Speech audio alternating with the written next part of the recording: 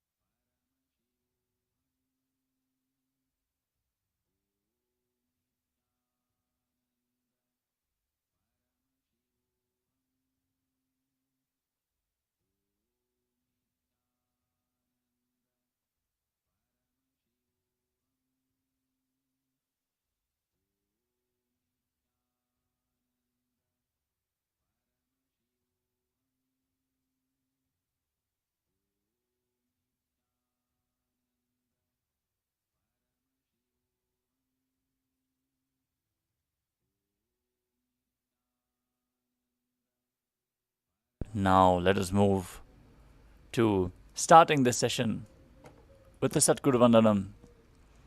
Everyone settle down in a comfortable cross-legged position with your head, neck and spine in a straight line. Bring your hands in Namaskara Mudra in front of the heart center. Close your eyes, take a deep breath, visualize Swamiji as we start the session with the Satguru Vandanam.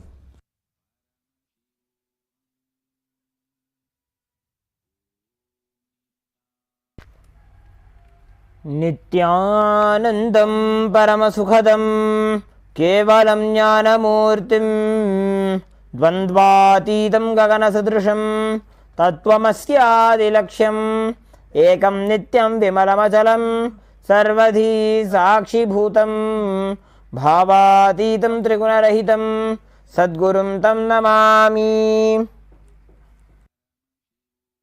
Next we will chant the Shiva Mula Mantra. Om Ham Hum Shivaya Namaha 11 times internally. Om Ham Hum Shivaya Namaha. Om Ham Hum Shivaya Namaha. Om Ham Hum Shivaya Namaha.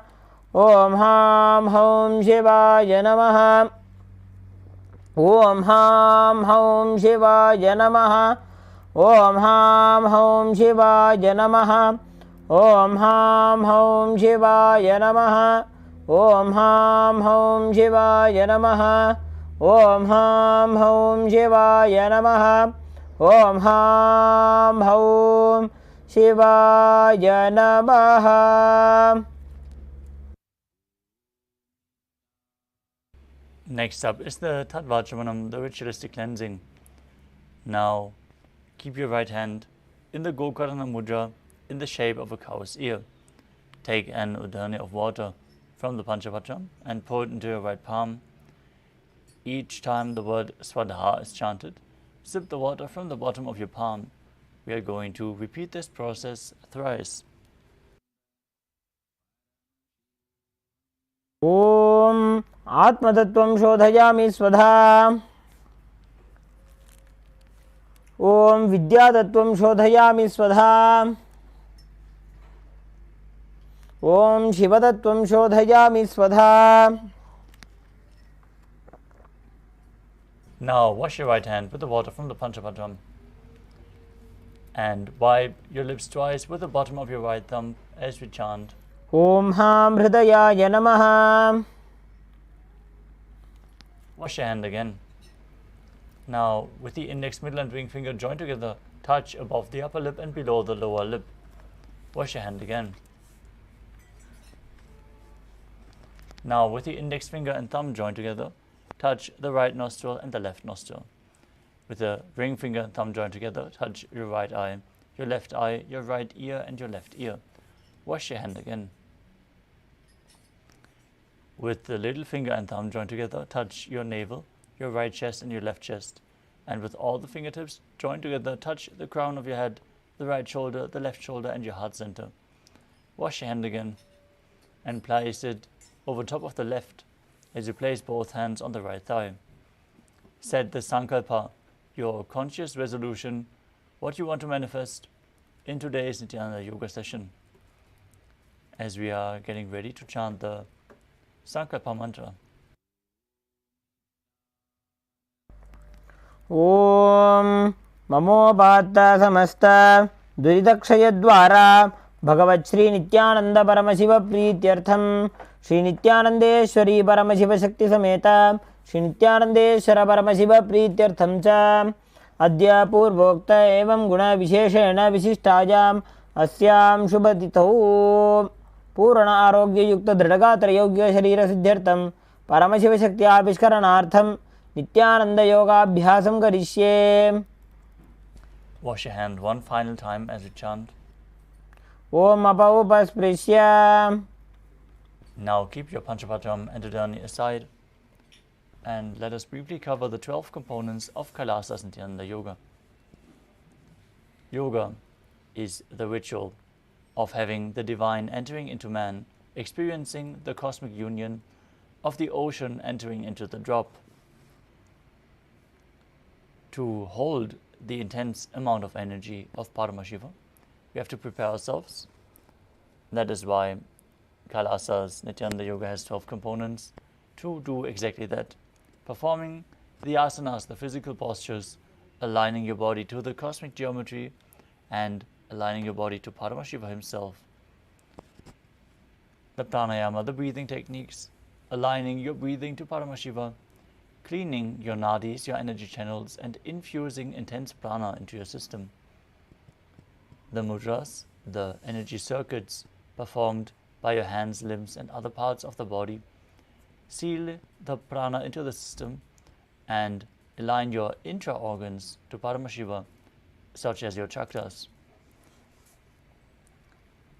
The bandhas, the energy locks, pump the prana up within your system along the spine and prevent it from flowing down again, leading to intense Kundalini awakening.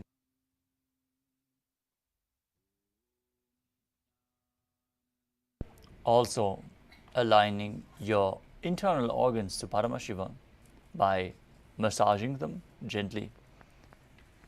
The karanas, the sacred dance postures, as preserved, carved in stone throughout various temples within India. When you move your body gracefully in synchronicity, moving your limbs in a simultaneous motion, it leads to a subtle breath when you offer this to the divine Paramashiva. The visualization we are going to hold throughout all the asanas makes us experience the asanas on a deeper level, performing them with the right context as intended by the author. Also aligning your thinking to Paramashiva, activating Mano Shakti, the power of thought. Now, the next component is the japa, the internal repetition of mantras. We are going to project certain mantras on the screen and ask you to internally repeat them as you visualize the mantra rotating around your throat. This will activate your Vishuddhi chakra and intensely awaken Vak Shakti, the power of speech, as you align your speech to Paramashiva. The next component is chanting, the external chanting of mantras. The words of Paramashiva himself and the scriptural references of all the asanas is what our acharyas are going to perform, holding you in the highest possible energy space as your aura is open during the yoga practice, receptive to external influences. It is important to provide the highest possible space in this given time, and generally how your surrounding is kept. So make sure you're practicing yoga as a ritual in a clean space and in a comfortable ambience for yourself. Weightlifting. And Hinduism, weightlifting is one of the components of Nithyananda Yoga. Weightlifting has been part of yoga for a long time, but now it is revived in the right context to manifest Paramashiva himself within you. As you hold the weights throughout various asanas, you are intensifying the yoga practice and leading to intense Kundalini awakening. So take some weights and keep them at the side of your mat. Be ready. The next component is mandala, the visual representation of the gods and goddesses. In the background, we're projecting the Shri Yantra, which is the representation of all the gods and goddesses. So focus on the Shri Yantra in an intense but gentle way, like you would gaze at a rose, and reflect the macrocosmos into your microcosmos, having the energies awakened within your body and the subtle brain grooves formed, which are required to hold the energy which is poured over you during the darshan tonight. In general, the yoga practice, if performed authentically, as per the best of your capabilities, without dropping the intensity, will lead to your body being able to hold much more of the energy which the Supreme Pontiff of Hinduism provides. The next component is abharana, the traditional jewelry. The Rudraksha beads are capable of holding more spiritual energy than any other stone. That is why you should keep close skin contact to Rudraksha at any given moment in time, like the kantamala, the necklace, or the mala, which is provided with 36 Rudrakshas, as you can see on our acharyas here. You can also wear armbands and wristbands or any other Rudraksha jewelry during the yoga practice. This will hold you in a high state of energy throughout the practice. Generally, it is recommended to wear Rudraksha throughout the whole day. Next up is Aushadam, the sacred alchemy science, the alchemy products which can be applied on your skin or ingested. Infuse prana into your system through your skin and detoxify your body, heal even chronic ailments. That is why we advise to apply vibhuti on your forehead if you're a female body, and on 16 various places over your body when you're a male body. At this point, we would like to request all the male bodies to please remove your upper cloth during the ritual of yoga. And let us now settle down as we have covered all the 12 components of Nithyananda Yoga. Let us move into the first asana of the sequence. As you sit in a comfortable cross-legged position with your head, neck and spine in a straight line. Bring your hands into Bindu Mudra with index fingers and thumbs touching and place them on top of the respective knees. Engage all three bandhas, the Mula Bandha, the root lock, contracting your perineal region and pulling it up. The Uddiyana Bandha, the stomach lock, contracting your stomach and pulling it in and up towards your spine. And the Jalandhara Bandha, the throat lock, contracting your throat muscles and tucking your chin to the chest, internally locking the breathing flow and pushing the prana up along the spine all the way to the Sahasrara chakra through the central nadi, the Brahma nadi. As you visualize Lord Shiva in your inner space, perform the Samana Kumbhaka as you inhale deeply, hold the prana in your stomach region and focus on the flame being kindled in your navel. Internally chant the japa Soham as you visualize it rotating around your throat in a circular way, awakening your Vishuddhi chakra. In the first asana of the sequence, Sukhasana.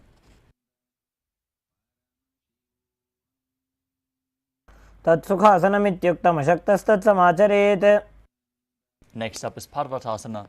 Now bring your legs into Padmasana by placing the feet on opposite thighs. Join your hands together in Anjali Mudra and raise them up above your head with the elbows straight as you engage all three bandhas, Mahamudra Bandha, and visualize yourself as Mount Kailash. अथ पक्षे Mahadev पर्वतासनमङ्गलम्.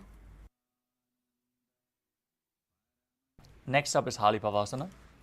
Now bring the soles of the feet together in front. Hold the left hand by the right behind your back and place your forehead on the ground behind your heels. Gaze to your nose as you engage all three bandhas and visualize Swamiji in your inner space. पूर्व विधियाहु में जानो उभय पगदली संबुड ठानो. Next up is Nagi Pavasana. As you keep the soles of the feet together, extended in front, stretch your arms out, cup your palms and place them down as you place your forehead on the ground behind the heels. Engage all three bandhas as you gaze to your nose and visualize yourself as a snake.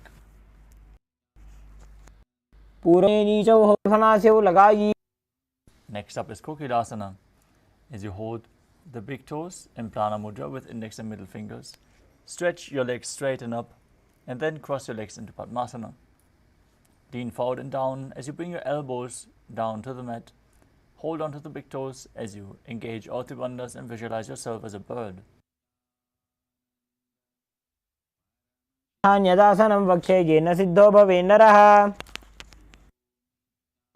Next up is Nithyananda. Now stack your ankles and knees as you hold on to opposite elbows and start rotating your arms in a circle. Gaze to your nose, perform all three bandhas as you visualize Swamiji in your inner space. After some time, change the direction of the movement. घोड़ा बावा पादगी आशमाहिली सोज दक्ष चरण को वारलो तापरिकुल्भ समोज. The next asana is Gajasana. Now place your hands on the ground, shoulder width apart, and raise your hips up high. Then scoop your head and chest down again and again as you visualize yourself as an elephant and perform Uddiyana Bandha and Mula Bandha.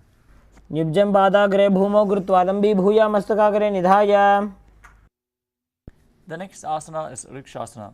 From Gajasana, raise one heel up and push the other heel to the ground alternatingly. As you visualize yourself as a bear, perform Uddiyana Bandha and Mula Bandha.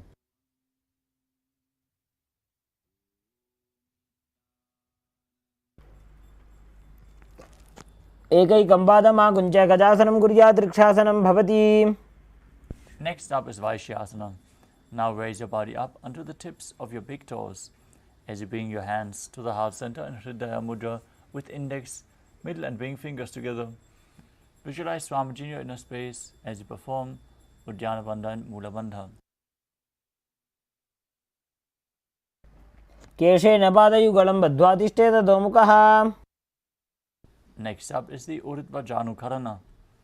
Now stand with your heels touching, toes pointing outwards and the knees bent in Arimandi posture. Now bring your hands to the chest and then raise one knee up towards the center of the body in a circular motion, following along with the respective hand as you repeat the movement on both sides.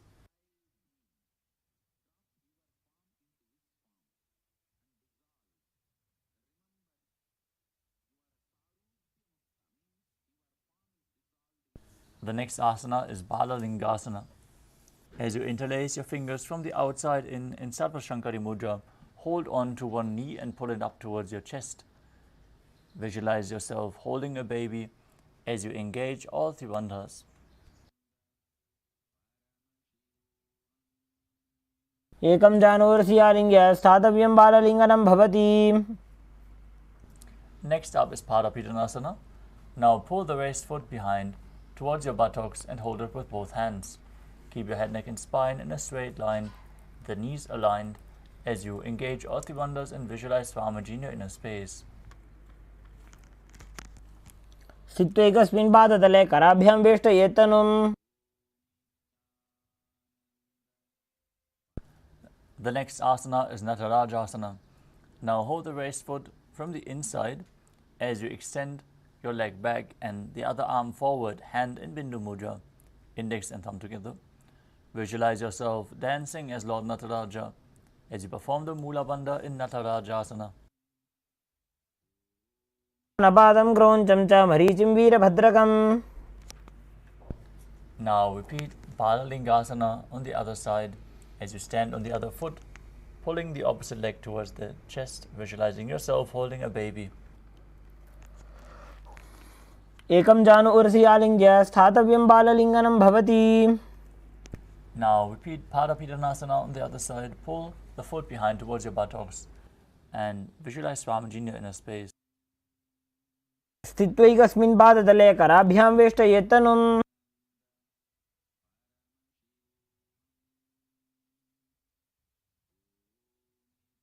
Now repeat Natarajasana on the other side. Hold the foot, lean forward, visualize yourself dancing as Lord Nataraja. Natarajam trikonam cha suptangushta prasarane. Next up is Ardha Rechita Karana. From Arimandi position with the heels together, toes pointing outwards and the knees bent. Bring the right foot behind the left with the heel up, toes on the ground. Bring the left hand to the chest and swing the right arm back and forth in a pendulum motion.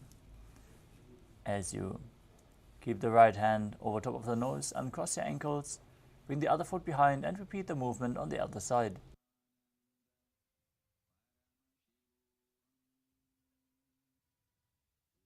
Next up is the skeleton dance. Visualize your skeleton as you shake your body intensely. Hold the visualization of being mere bones and dance wildly, bolting integrity into your very bone marrow.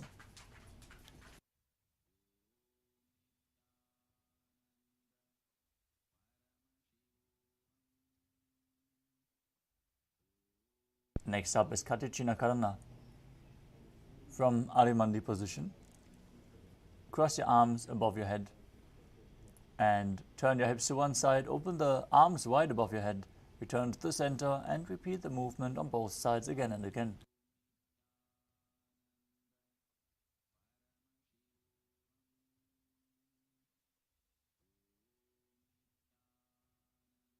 Next up is Tadasana.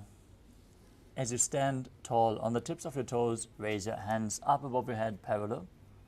Visualize yourself as a palm tree as you engage all three bandhas and internally chant the new japa, Shivoham. Mahamudra kono tadasana vibhedakan.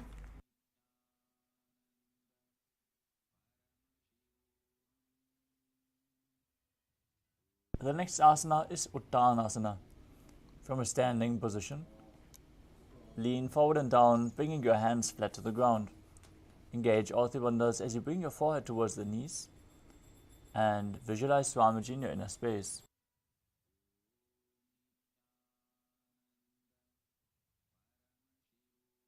Mahamudra kono tadasana vibhedakan. The next asana is Tarakshvasana. Place your hands flat on the ground, shoulder width apart, and step your feet back into a tall plank position. Now, engage Mula Bandha, the root lock, and Jalandhara Bandha, the throat lock. As you tuck your chin to the chest, rotate your head from side to side, visualizing Swamiji in your inner space.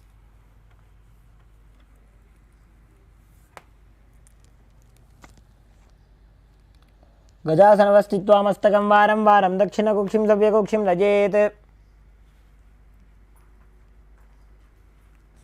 Next up is Bhujangasana. As you lower your stomach down on the mat, keep the hands at the side of your chest and the toes pointing backwards. Now raise your head using the strength of your lower back. Open your mouth wide and inhale through the hollow of your throat in Bhujangani Mudra. Exhaling through your nose as you visualize yourself as a cobra. Angushtanabhiparyantam adho bhumo vininyaset. Now push your body up into Shashasana and alternate bringing the knee in towards your chest back and forth. Visualize Swamiji in your inner space as you calmly breathe through your nose in Sahajra Kumbhaka and perform the Mula Bandha. गजासनसंस्थितौ जानुद्वयमाकुञ्च वारं वारं कर्तव्यं शशासनं भवति.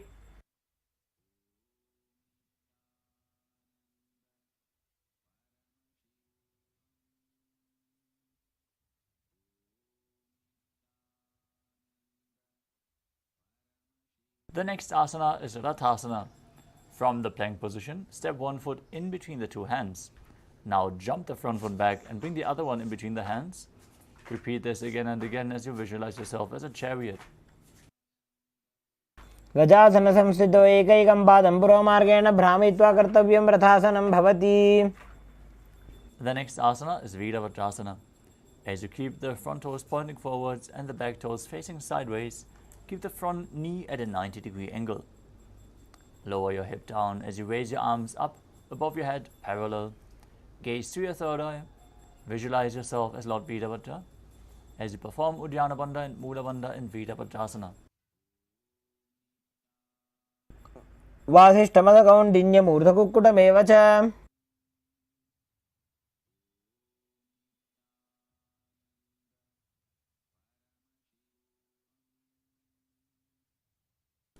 Now exchange the position of your feet as you repeat Virabhadrasana on the other side. वासिष्ठमदकौण्डिन्यमूर्धकुक्कुटमेव च.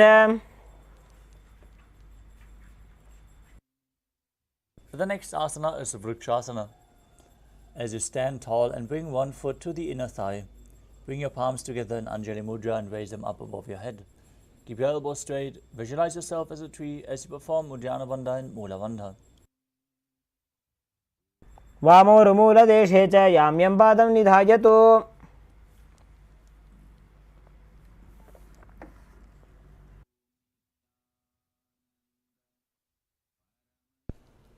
Next up is Garudasana. Now bring the raised foot on top of the opposite hip. As you join your hands in Namaskara Mudra in front of your heart center, visualize yourself as Lord Garuda with big wings on your back, performing the Mula Bandha. गरुडासनमावक्षे येन ध्यानं स्थिरं भवेत्. Next up is Vrikshasana. On the other side, raise the other foot, raise your arms up above your head and visualize yourself as a tree. वामोरुमूलदेशे च याम्यं पादं निधायतु. Now repeat Garudasana on the other side as you visualize yourself as Lord Garuda. गरुडासनमावक्षे येन ध्यानं स्थिरं भवेत्. Next up is Trikonasana. As you stand and step one leg forward and the other one far back, keep the front toes pointing forward and the back toes facing sideways. Visualize yourself as a triangle. As you keep your arms parallel to the ground, lean forward and down, extend one up and gaze upwards, performing the Mula Bandha. उत्तानपादं क्रौञ्चं च मरीचिं वीरभद्रकम्. Now exchange the position of your feet. Keep your arms parallel to the ground and lean forward and down as you repeat Trikonasana on the other side. नटराजं त्रिकोणं च सुप्ताङ्गुष्ठप्रसारणे. Next up is the Nikutaka Karana. From Arimandi position, heels together, toes pointing outwards and the knees bent. Bring your hands in front of the heart center with the palms facing each other. Then raise one heel off the ground, stomp it down and raise the other heel up as you exchange the position of your hands again and again.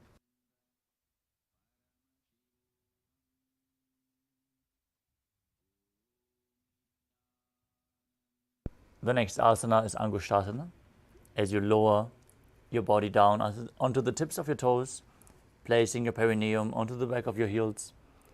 Keep your knees off the ground, join together as you place your hands together in Namaskara Mudra in front of your heart center.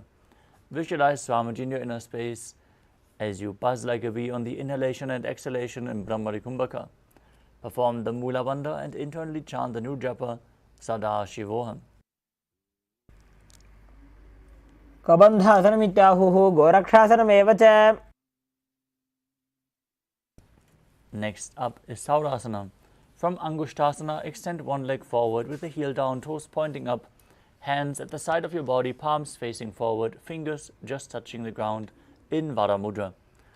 Visualize Swamiji in your inner space. Keep buzzing like a bee and perform the Mula Bandha. प्रसार्य एकं पादतलं संस्थाप्य त्वेकपादकम्. Next up is Vidhunanasana. As you lean forward and down, hold onto the big toe in Prana Mudra with index and middle fingers. As you hold onto the back heel, with the other hand, balance in this position and visualize Swamiji in your inner space.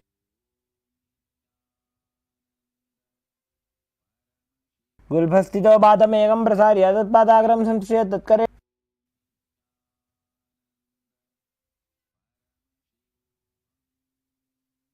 The next asana is Saurasana on the other side. Exchange the position of your feet. Extend the other leg forward. Keep the palms facing forward as you visualize Swamiji in your inner space.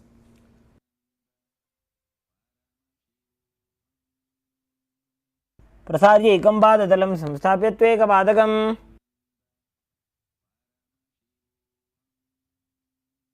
Next up is Vidhunanasana on the other side. Lean forward and down. Hold onto the big toe in Prana Mudra and the back heel with the other hand. गुल्फस्थितो पादमेकं प्रसार्य तत्पादाग्रं संश्रिय तत्करेण.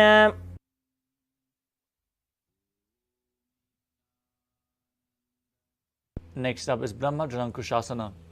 As you keep the toes on the ground, place your perineum on top of the heel. Keep a gap between your knees as you lift them off the ground and place the backs of your hands on top of the knees. Open your eyes wide and gaze in between the hands in Shambhavi Mudra, unblinking, gazing inside. As you visualize Swamiji in your inner space, perform Jalandhara Bandha and Mula Bandha. दो वो फणा पानी होए वैसे एड़ी दो गुदानी वैसे. Next up is Kapilasana. Now place your knees onto the ground. Remain seated on the raised heels with your perineum. Gaze to the nose and visualize yourself as Sage Kapila Muni as you perform Uddiyana Bandha and Mula Bandha. वही पगदली समठहरावे तिनकी माहिली core मिलावे.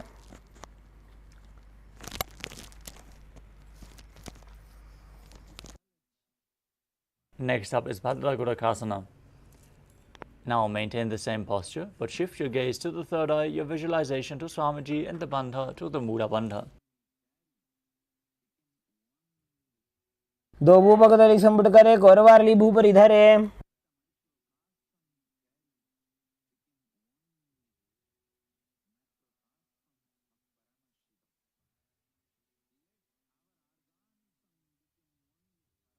The next asana is Suryasana. As you sit with the toes tucked, perineum placed on top of the raised heels, keep your knees off the ground and bring the thumbs and little fingers together in Padma Mudra, opening up the palms resembling a lotus flower. Raise your arms up above your head, gaze in between the gap of the palms as you visualize Lord Surya in your inner space. Perform Uddiyana Bandha.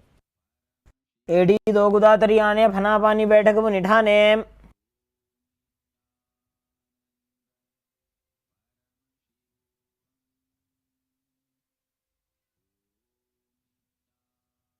Next up is Mandukasana. As you sit with the toes flat, the perineum on the heels, keep your hands on top of the respective knees as you lift your tongue up against the roof of your mouth. As you visualize yourself as a frog, catching the nectar of Imodhasasana chakra with your tongue in Mudra.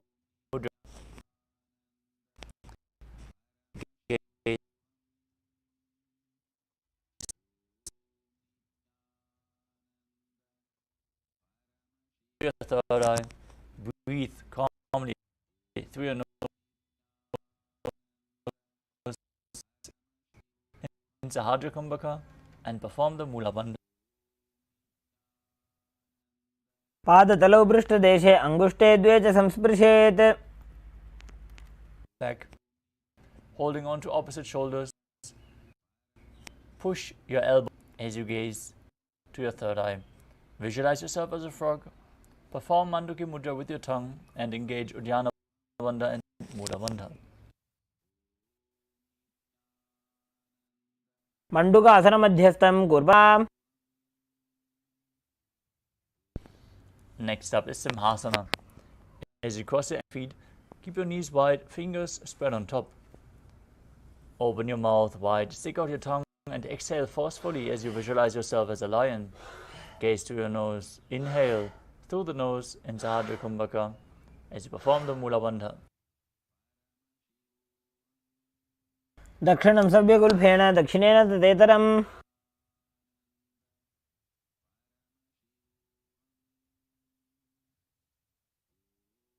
The next asana is Bhadrasana. As you sit with the heels under your perineum, knees opened wide, cross your hands behind your back and hold onto the big toes in Prana Mudra. Apply Jalandhara Bandha and Mula Bandha. As you gaze to your nose, visualize Swamiji in your inner space and return to buzzing like a bee in Brahmari Kumbhaka. गुल्फौ च वृषणस्याधो व्युत्क्रमेण समाहितः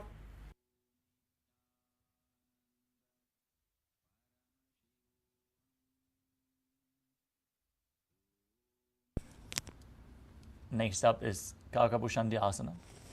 The feet flat on the ground, open your knees wide. Bring your arms in and around the raised knees as you interlace your fingers behind your back in Parashu Mudra. Try to reach for the other hand behind your back. Push your body forward and open your hips as you gaze to the nose and visualize yourself as a crow. प्रथमे वेसकौकटठाने दोबूहातपगमी च आने. Next up is Kani Pavasana. Now place your palms on the ground, shoulder width apart. Bring your knees onto the back of your arms towards your armpits. As you lean your chin forward and down, raise your feet off the mat and visualize Swamiji in your inner space. आसन को गुण आशी दुष्टा होई तो आछी होई. The next asana is Kapali Asana. We are setting up for the first inverted posture of the sequence. So if you have any upper back or neck injuries or high blood pressure, take it slow with any of the inverted postures. If you feel you need some support in this asana, set yourself up in front of a wall or get a partner to aid you in any of the inverted postures. Now place your hands flat on the ground, shoulder width apart. Bring the crown of your head onto the mat, forming a triangle between your head and your hands. Then bring your elbows on your knees on top of the elbows and your shoulders underneath the hips as you raise your legs up straight. Gaze through your nose.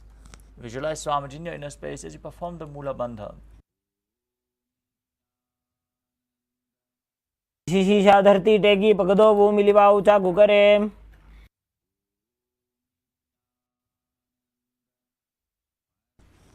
The next asana is Parshvamayurasana.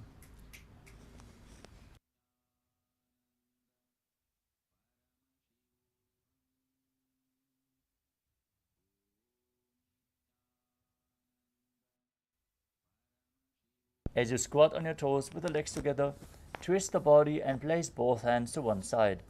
Align your elbows with the knee and the hip as you lean onto your arms and balance, extending your legs out to the side. मयूरं दण्डवत् कुर्यान् माजूरं दण्डनामकम्.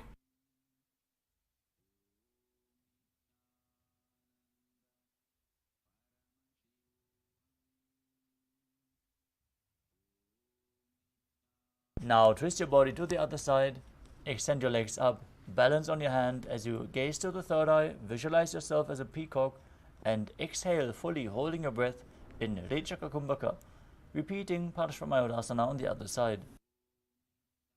मयूरं दण्डवत् कुर्यान्.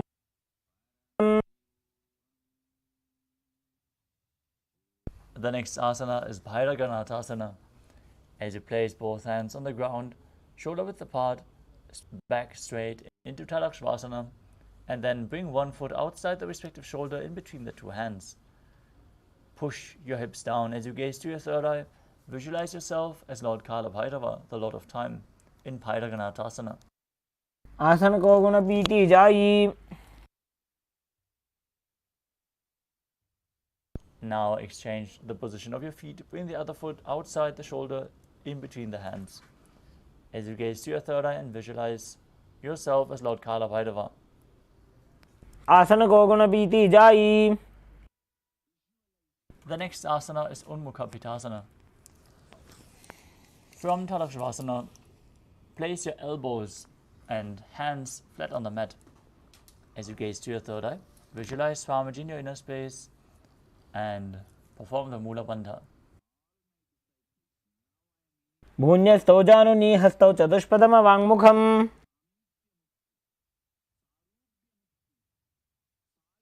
The next asana is Shishtasana. As you rotate your body onto one hand, extend the other hand up towards the sky. Keep your body stable and straight as you gaze up and visualize yourself as Sage Vashishta. ऊर्ध्वकुक्कुटवासिष्ठमरीचिहलमत्स्यकम्. Now rotate your body to the other side. Lift the other hand up, gaze up. Keep your core engaged as you visualize yourself as Sage Vashishta. ऊर्ध्वकुक्कुटवासिष्ठमरीचिहलमत्स्यकम्. Now come to a seated position with your legs extended forward. Bring your hands underneath the buttocks with the palms facing up. Gaze to your nose as you visualize yourself as Lord Hanuman. Perform Jalan Mula Bandha as you exhale and hold your breath in a Rajika Kumbhaka and internally chant the new japa Maha Sadashivoham in Anjani Asana. दोवूकर की उभय हथेली कोरवारली मैले भेली. Next up is Paschimottanasana. As you sit with your legs stretched out in front, bend from the waist and hold the big toes with index and middle fingers in Prana Mudra. Bring your chest to the thighs, head to the knees and engage all three bandhas as you visualize Swamiji in your inner space. Anu परिललाटन्तो पश्चिमं ताणमुच्यते. The next asana is Ugrasana. As you interlock your fingers behind your neck in Parashu Mudra. Lean forward and down. Bring your head in between the knees if you can. Elbows outside the knees. Push your body down by the strength of your core as you engage Mahamudra Bandha, all three bandhas, and visualize Kali in your inner space. पवानिभ्यां दृढं धृत्वा जानोपरि शिरोन्यसेत्. The next asana is Marichi Asana. As you have your legs extended, bring one heel in towards the groin with the knee raised. Bring one arm in and around the raised knee. Interlock your fingers behind your back as you visualize yourself as form the Mula Bandha. अनबादं क्रौञ्चं च मरीचिं वीरभद्रकम्. Now drop the raised knee down to the mat. Keep the heel against the perineum as you lean forward and down, holding onto the front foot with both hands. Engage all three bandhas, Mahamudra Bandha, as you gaze to your nose and visualize Swamiji in your inner space in Mahamudrasana. महामुद्रां प्रवक्ष्यामि वल्लभे.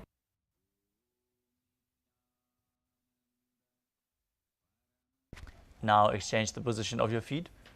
Stretch your legs out. Bring the other one with the knee raised as you lift the knee up and interlock your fingers behind your back, repeating Marichi Asana on the other side. उत्तानपादं क्रौञ्चं च मरीचिं वीरभद्रकम्.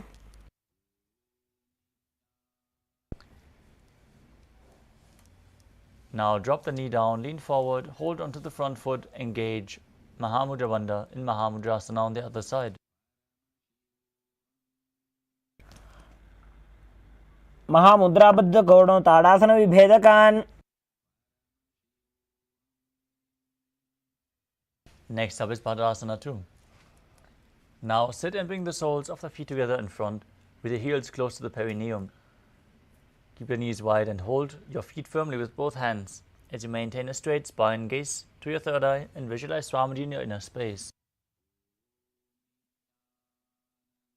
गुल्फौ तु वृषणस्यादः सीवन्त्याः पार्श्वयोः क्षिपेत्. Next up is Kvali Pavasana. From Bhadrasana, extend your feet away from the body. Place your hands on the knees. Gaze to your nose. Engage Jalandhara Bandha and Mula Bandha as you visualize Swamiji in your inner space. पूरव चरपट चौक कख्यो सोजी वाही विद्योगी जैसोजी.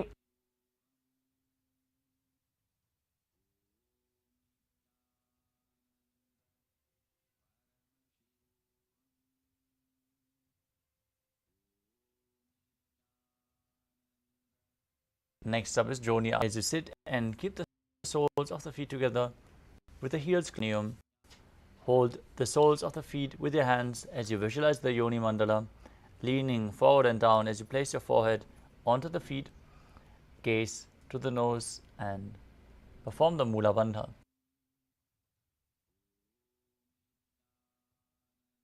दोवों पगदली संपुट करे AD made के ढिंग धरे. Next up is Midaki Pavasana. As you sit and keep the heels together, toes apart, feet extended away from the body, extend your arms out to the side and lean forward and down, bringing your forehead onto the ground, the hands flat on the ground as well.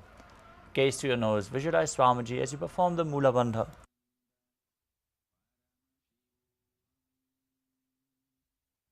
पूर्व विधि परिपकदली संपुट शोल एडी मिली राशे.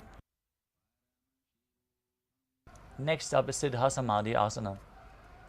As you sit with your legs slightly extended from the body, toes touching, heels apart, bring your arms underneath the shins and keep the palms as you bring your chin over top of the toes, with the toes touching your throat if you can.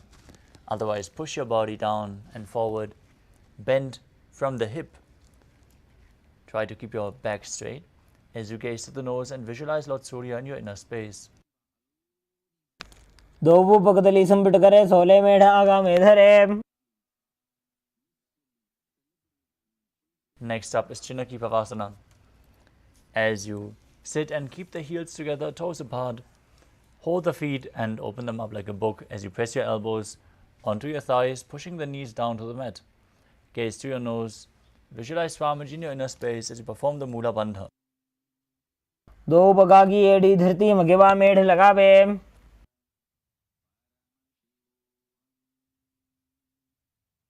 Next up is Chalapada Chukasana. As you sit and bring the soles of the feet together, heels close to your perineum, keep your knees on the ground and gently push them down with your hands placed on top.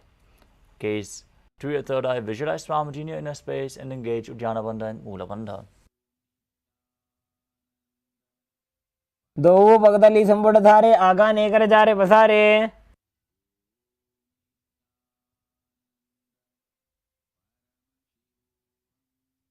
Next up is Bhairavasana. Now bring the soles of the feet together in front. Raise your heels up and bring the toes down as much as you can. Use the support of your hands if needed. Pull the heels up off the ground as you then place your hands on top of the respective knees in Bindu Mudra, pushing the knees to the ground. Gaze to your third eye. Visualize yourself as Lord Kala Bhairava, the fierce manifestation of the Lord of Time, as you perform Uddiyana Bandha and Mula Bandha. गुल्भौ संपीड्य जान्योन्यं व्युत्क्रमेणोत्थितं शनैः. Next up is Samanasana. Now sit with one heel against your perineum as you lift and hold the other foot, pulling the sole of the foot towards your chest. Gaze to your third eye, visualize Swamiji in your inner space and perform the Mula Bandha. समानासनमावक्षे सिद्धमन्त्रादि साधनात्. Next up is Apanasana. Now bring one leg over top of the respective shoulder as you place both hands on the mat and extend the opposite leg straight. Gaze to your third eye and visualize Swamiji in your inner space. केवलं पादमेकं च स्कन्धे चारोप्य यत्नतः.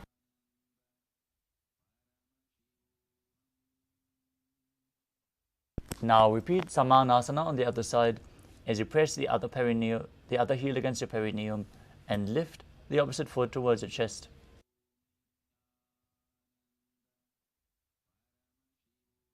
समानासनमावक्षे सिद्धमन्त्रादि साधनात्.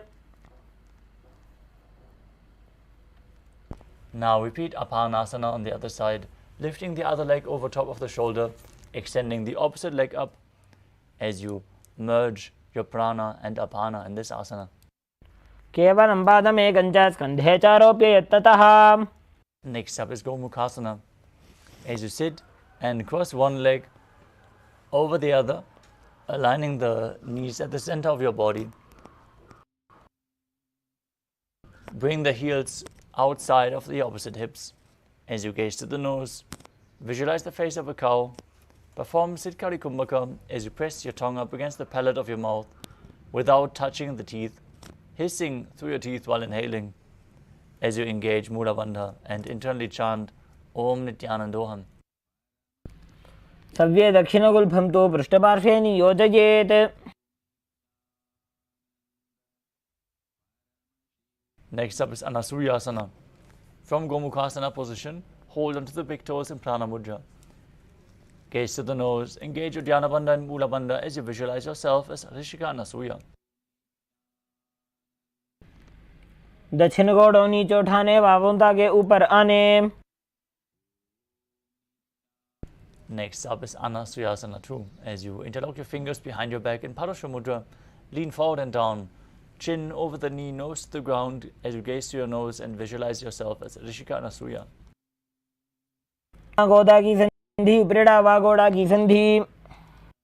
Next up is Garudasana 2. As you sit with one heel pressed against your perineum, the other foot flat on the ground in front, with the knee raised to your chest, place the hands on respective knees, gaze to your nose and visualize yourself as Lord Garuda.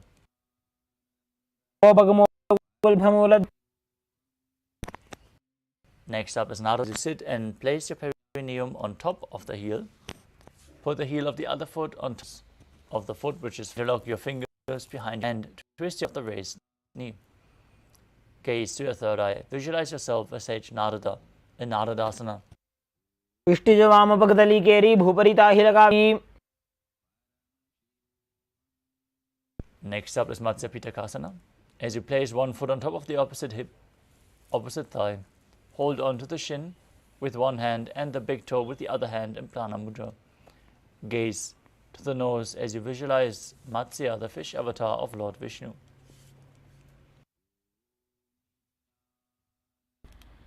Women वामांगुष्ठन्तो गृहीतं मत्स्यपीठकम्. Next up is Gomukhasana on the other side. Now slide your knees over top, bring the heels outside the hip, join your hands on top of the knees as you visualize the face of a cow. Still breathe.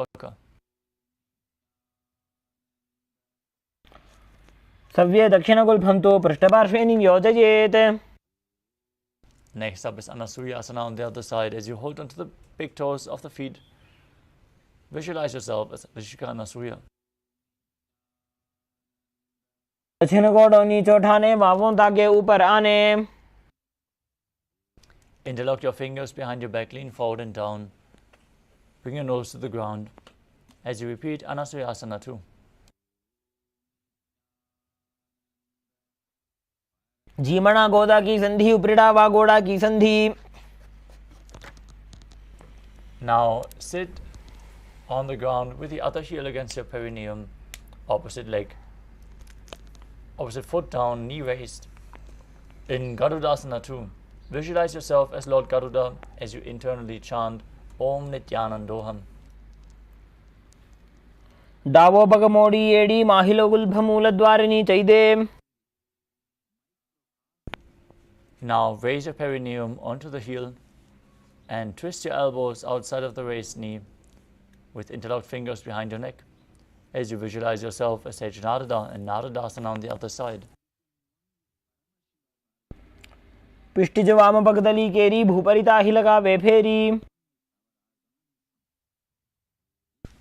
Now repeat Matsya Pitakasana on the other side as you place one foot on top of the opposite thigh, hold onto the shin and the big toe, gaze to your nose and visualize Matsya, the fish avatar of Lord Vishnu. वामेन वामांगुष्ठन्तो गृहीतं मत्स्यपीठकम्. Next up is Matsyendrasana. As you place one foot on top of the opposite thigh, place the other foot flat on the ground. Bring it over top of the knee if you can. And then twist one elbow outside of the raised knee with a hand by the neck, the other hand on the ground behind you. Gaze back and up towards your third eye and visualize Sage Matsyendranath, the master of Hatha Yoga. उदरं पश्चिमाभासं कृत्वा तिष्ठति यत्नतः.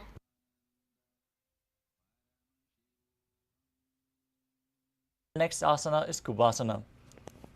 From Matsyendrasana, twist and bring your elbow outside the knee, extend the arm down to the foot, hold Dana Mudra. As you bring the other hand towards the ear, twist backwards and gaze up towards your third eye, visualizing yourself as a camel in Kubasana. आसन को गुण झोलो जाए. Now keep the arm extended forward. As you place the other hand on the ground behind you, twist your body even further, gaze to your third eye, and visualize Sage Matsyendranath in Matsyendrasana too. मत्स्येन्द्रपीडं जठर प्रदीप्तिं Prachanda रुक्मण्डलखण्डनास्त्रम्. Now exchange the position of your feet. Place the other foot on top of the opposite thigh, with the opposite knee raised, elbow outside the knee, twisting your body, visualizing Matsyendranath in Matsyendrasana. उदरं पश्चिमाभासं कृत्वा तिष्ठति यत्ततः.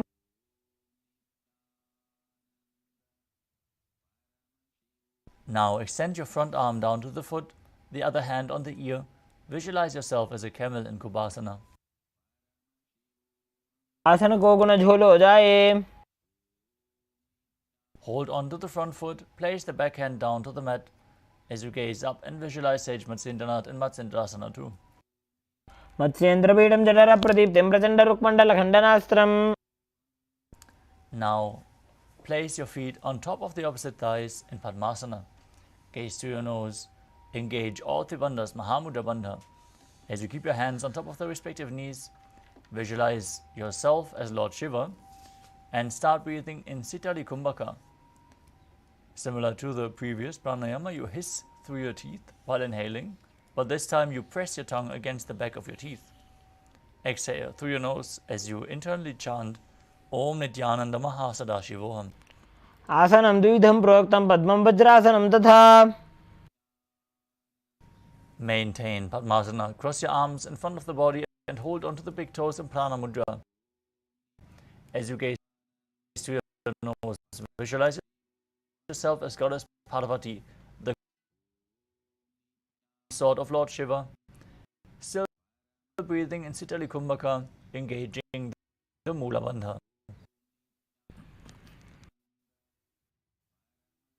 The next asana is Kukutasana. As you sit and place your feet on top of the opposite thighs, place your palms on the ground in between the legs. Place the palms and lift your body off the ground as you visualize yourself as a rooster. Perform the Mula. पद्मासनं सुसंस्थाप्य नान्वोरोरन्तरे करौ. Now from Padmasana, rise up onto your knees as you bring your hands onto the ground with the fingers pointing backwards. Lean onto your elbows as you lift your knees off the mat and balance.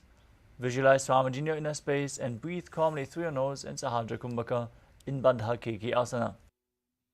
धरामोष्टभ्यकरद्वयेन तत्कोर्परि स्थापितानाभिपार्श्वः.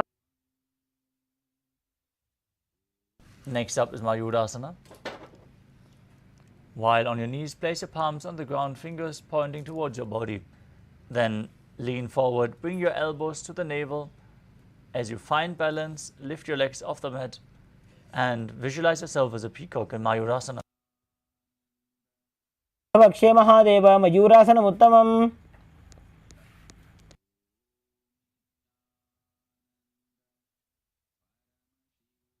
Now lower your body down the mat with the toes pointing outwards. As you interlock your fingers behind your neck, visualize yourself as a crocodile and perform the Mula Bandha in Makarasana. अध्यासशेते हृदयं निधाय भूमौ च पादौ च प्रसार्यमानो. Next up is Shalabhasana. Laying on your stomach, place your hands next to your chest and raise your legs up off the mat, visualizing yourself as a locust. ध्यासशेते करयुग्मवक्षौ भूमिमौष्टभ्यकरयोस्तलाभ्याम्.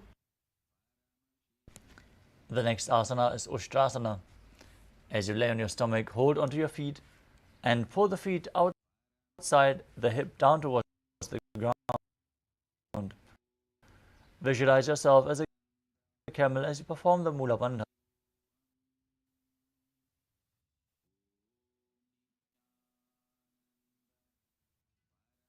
अध्यासशेते पदयुनिधाय विधृतं कराभ्याम्. Next up, hold onto the feet, kick the legs back and up and raise your head. Gaze up to your third eye as you visualize yourself as Pinaka, Lord Shiva's bow. प्रसार्य पादौ भुजदण्डरूपौ करौ च पृष्ठे धृतपादयुग्मम्. Now raise up into a kneeling position.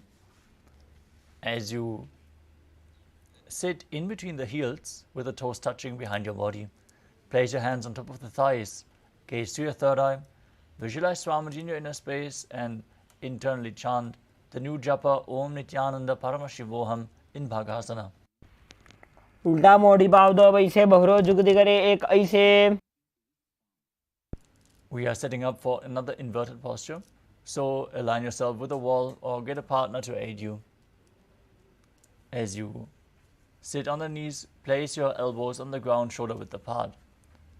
Then interlock your fingers, place the crown of your head onto the mat as you hold it with your hands. Walk your feet forward, raise your hips, align your hips with the shoulders and then raise your legs off the ground. Pull your knees in towards your chest as close to the chin as possible. Try to touch your chin with the knees. As you gaze to your nose, visualize Swamiji in your inner space and perform the Mula Bandha in Gohi Asana. दो हाथ की कहुनी जोजी पुण्य कलाई जाने दोई.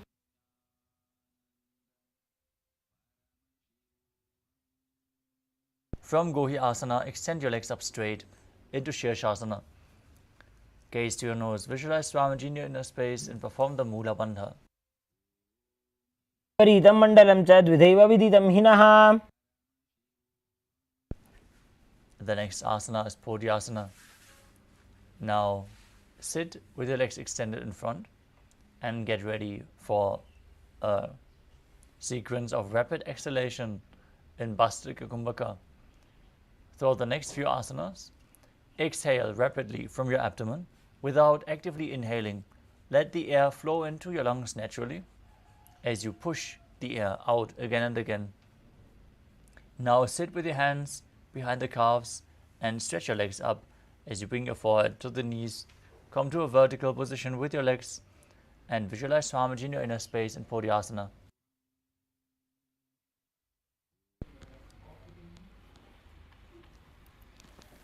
दो हाथ पग बाहर आने घोड़ा तरे काग सीठाने.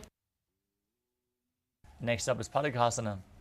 With your legs extended forward and up at a 45-degree angle, bring your hands behind your back, hold on to opposite shoulders as you gaze to your third eye and visualize yourself as a mace. Breathe in Bhastrika Kumbhaka. उत्तानशयनं कृत्वा पादौ मिलित्वा प्रसार्य. Next up is Naukasana. As you sit and extend your legs out and up at a 45-degree angle, bring your arms extended to the front parallel to the ground or bring your elbows down if required. Gaze to your third eye and visualize yourself as a boat in Naukasana. उत्तानशयनं कूर्पराभ्यां भूमिमुष्टभ्य. Next up is Rudrasana, where you pull your feet towards your chest with the hands scooped underneath, exhaling rapidly in Bhastrika Kumbhaka, visualizing yourself as Lord Rudra as you gaze to your nose. पगदली संपूर्ण करी हाथस्योपक उचाई. Now breathe normally as you lay down on your back with the knees raised, feet flat on the ground, palms placed on the ground behind the heels. Now push your hips up high as you contract the perineal region and tuck your chin to the chest in Jalandhara Bandha and Mula Bandha. Perform the Mudra Kumbhaka as you force the air out through the throat lock, leading to a state of swooning. Gaze to your nose and visualize Swamiji in your inner space in Unmukha Pitasana too.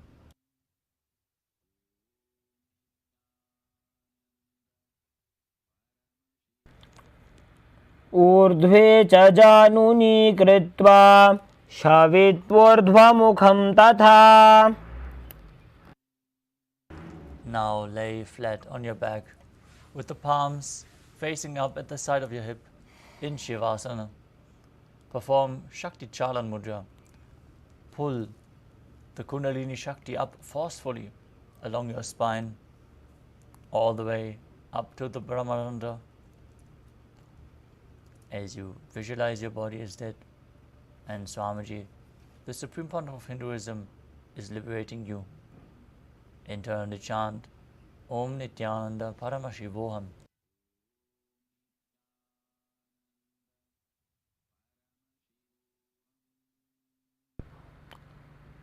उत्तानं शववद्भूमौ शयनं तु शवासनं शवासनं श्रान्तिहरं चित्तविश्रान्तिकारणम्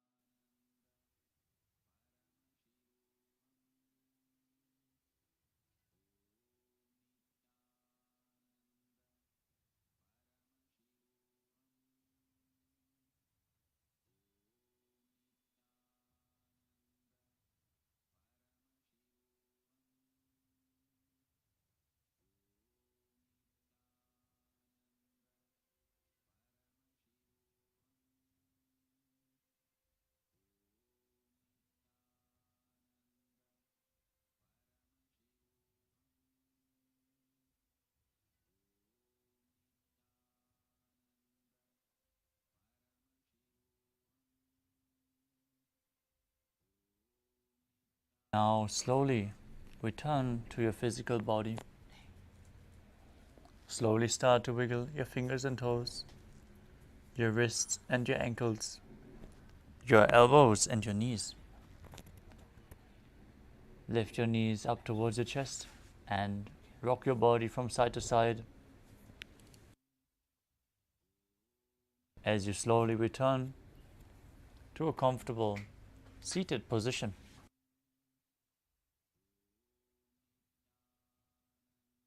Congratulations for completing the first 108 asanas of the sequence, the Pratama Vinyasa Krama. Let us now move on to the next asanas of this sequence. But first, we would like to request all the participants to please switch on your camera, make sure your room is properly lit, and you are visible on camera.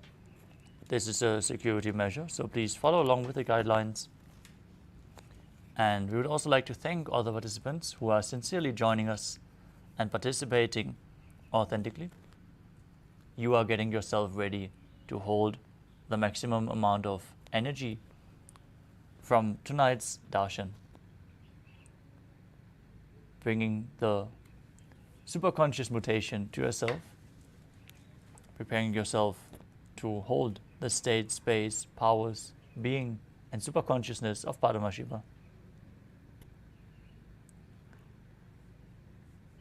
Now, let us move on to the next asana of the sequence, which is Yathasana Nishthasana. Now, sit in a posture that brings ease to your physical and mental space. Any comfortable posture for you is great. Just place your hands on top of the knees in Bindu Mudra. Visualize Swamiji in your inner space. Breathe in Samana Kumbhaka. Inhale deeply and hold your breath in the navel region, kindling the digestive fire. As you perform the Mula Bandha and internally chant the Mahavakya Om Nithyananda Paramashivoham in Yathasana Nishthasana. कं तत्समाख्यातं यथासंस्थं यथा स्थितिः. Next up is Samasana. As you sit in a cross-legged position, place your hands on the knees in Bindu Mudra and then inhale deeply, hold your breath. Exhale deeply and inhale deeply again and again. Visualize Swamiji in your inner space as you perform the Mula Bandha. इदानीं गर्भिणीनां योगाभ्यासो यथा लघु. Next up is Muktasana. As you place the left foot against the perineal, the genital region, place the right foot over top of the left. With the hands facing downwards on top of your knees, gaze to your nose and visualize yourself as a sage liberated by the Supreme Pontiff of Hinduism. निपीड्य सीविनीं सूक्ष्मां दक्षिणेतरगुल्फतः. Next up is Siddhasana. Maintain the same sitting posture, gaze to your third eye and visualize Swamiji in your inner space.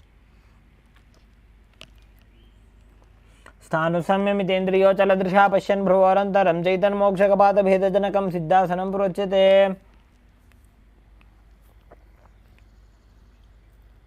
Next up is Siddhyasana.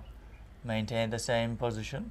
Switch your gaze to the ground in front of you as you engage all three bandhas, Mahamudra Bandha, and visualize Swamiji in your inner space. वामपादकेडीजानो सीवनिमतितासकोठानो. Next up is Rudrasana 2. As you keep your legs in the same position as Siddhyasana, rotate your hands on top of the knees into Bindu Mudra. Switch your gaze to the third eye, your visualization, to Lord Rudra in Rudrasana 2. वामचरणपरिदक्षिणराखे एकजुगुदये सेविदिदाखे. Next up is Santadhunasana. As you maintain the same position, switch your gaze to the nose and embody tranquility and an unshakable nature. आसन की गुण मन की चलता meet. Next up is Siddhasana 2. Now maintain one heel on top of the other as you bring your hands to the navel, cupping one palm over the other, resembling a closed lotus flower. Visualize Swamiji in your inner space in Siddhasana 2. ऋजुकाय समासीना सिद्धासनमुदीरितम्.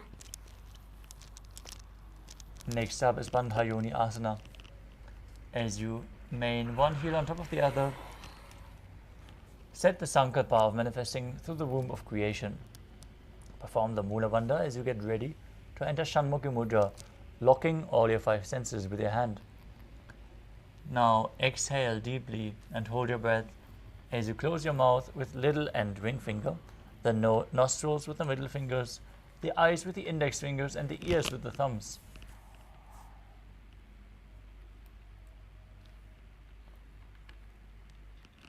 यत्र मध्ये महादेव बन्धयोन्यासने शृणु. The next asana is Virasana. As you place one foot on top of the opposite thigh and the other foot below the opposite thigh, keep your hands in Bindu Mudra and place them on top of the respective knees. embody the state and space of bravery as you perform the Mula Bandha.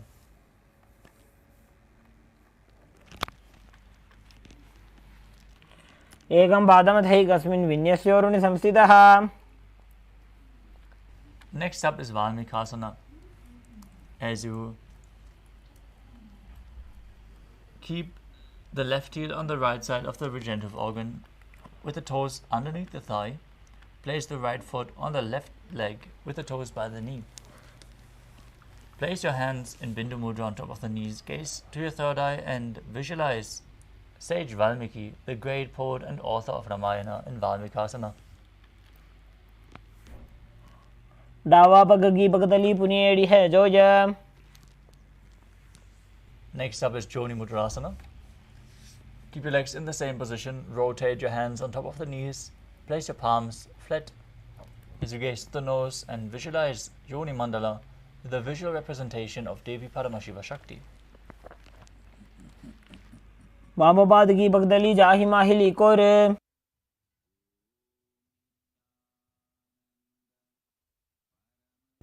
Next up is Yoni Asana. Maintain your body in the same position as you shift your gaze to the third eye, still visualizing Yoni Mandala.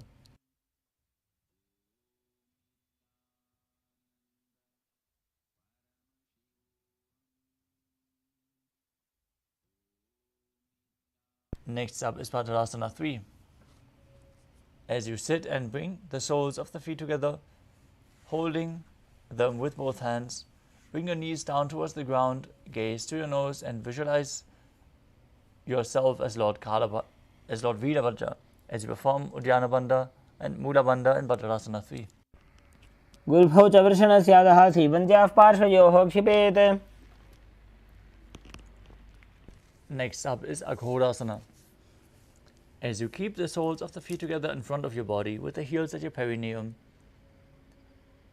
press your tongue up against the roof of your mouth or even higher into your nasal tract in Kechari Mudra. Then cover your mouth with the right hand. Close your left nostril with the index finger. Inhale through the right. Hold your breath by locking both nostrils and then exhale through the left. Alternate the nostrils through which you inhale and exhale in Abhyantara Kumbhaka. As you gaze to your third eye and visualize yourself as an Aghori in Aghorasana.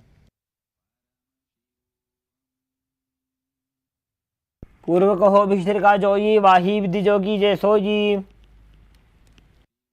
Next up is Kanari Pavasana. As you bring the feet together in front, the toes together and the heels apart, place your elbows on top of the heels, rest your chin on the palms, gaze to your nose and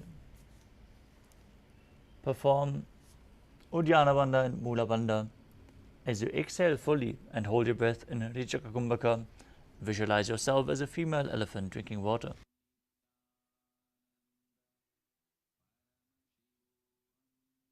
है जैसे Yahoo में जाने विदित से.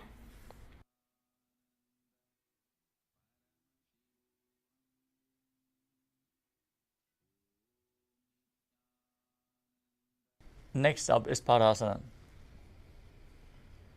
Now sit with the knees raised, arms between the thighs and calves as you interlace your fingers in Parashu Mudra. Gaze to your nose and visualize Swamiji in your inner space. एतयेत् वायुं मृदुनिश्वास संयुतम्. The next asana is Gopi Chandasana.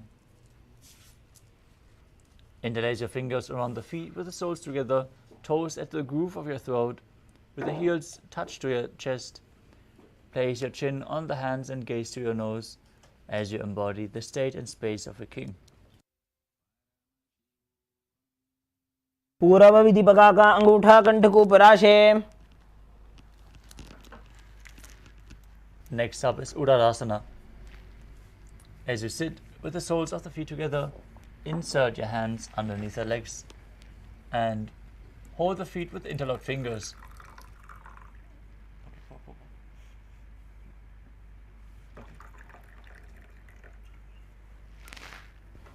Now bring the feet up towards your chest. Bring your head down, touch the chin to the soles as you gaze to your nose. Visualize your body free from any defects. द्वौ भगदली सम्पुटटाने उभयहस्तकरयोर्दहिताने. From the same position, lift your feet even higher. Bring them in front of your face. With the interlocked fingers above your forehead, visualize yourself excelling in everything in Vishishtasana. द्वौ भगदली जोड़ी संपुट करे.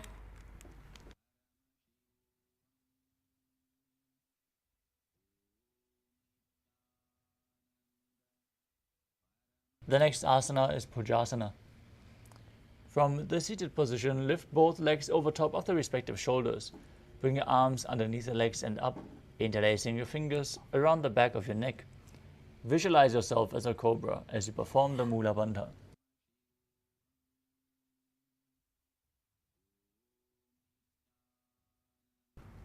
शिरासनं तु विज्ञेयं कक्षासनमतः परम्.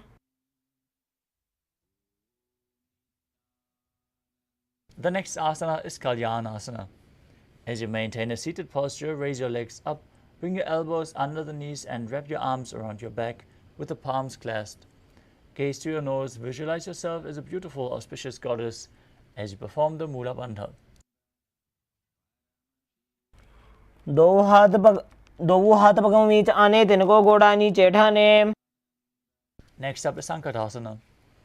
As you sit with the left foot flat on top of the left heel, stack the other knee over top with the right heel against the left hip. Place your hands on top of opposite knees as you visualize yourself as an elegant swan, breathing in Ujjayi Pranayama, making an ocean-like sound with your mouth, performing the Mula Bandha. वामपादं चितेर्मूलं सन्न्यस्य धरणीतले. Gaze forward without focusing on any external objects. As you slide the left heel outside the hip, sit down on the ground, bring your hands on the top knee, visualize a cow in your inner space and perform Uddiyana Bandha and Mula Bandha in Dhenukasana. अनुषागी Nagar पंचडं वृषीलिंद कल्यम्नी.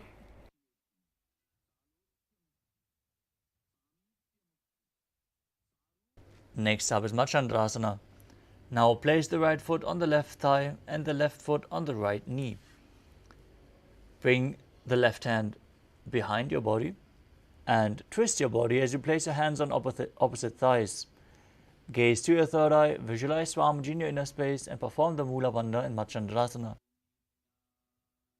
वामजंग प्रदक्षिणाने वामहस्तविष्टि दिशाने. Untwist your body, maintain the feet in the same position as you hold onto the feet and lean forward and down, bringing the forehead onto the ground. Visualize Swamiji, engage all three bandhas in Machandrasana too. प्रथम जीवन चरण Joji वामजंग परिराखे sooji. Now raise back up, maintain your feet in the same position as you interlock your fingers and place them on the top knee. Engage Mahamudra Bandha as you visualize Swamiji, your Guru, in your inner space in Guru Asana. पूर्वमूले इतरपादस्य कनिष्ठिका प्रदेशगुल्भं संस्थाप्य.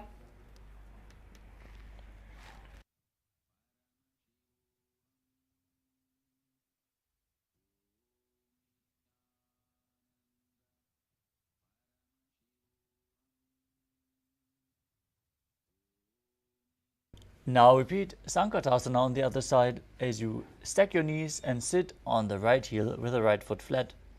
Bring your hands on opposite knees and visualize yourself as an elegant swan. वामपादं चितेर्मूलं सन्न्यस्य धरणीतले. Now slide the right heel outside the hip. Bring your hands on top of the knee. Visualize a cow in your inner space as you perform Uddiyana Bandha and Mula Bandha in Dhenukasana on the other side. अनुषागी Nagar पंचडं वृषीलिंद कल्यम्नी. Now place the left foot on the right thigh and the right foot on the left knee. Bring the right arm behind your back as you twist your body and hold on to opposite thighs. Gaze to your third eye. Visualize Swamiji in your inner space in Machandrasana on the other side. वामजंग प्रदक्षिणटाने वामहस्तविष्टि दिशाने.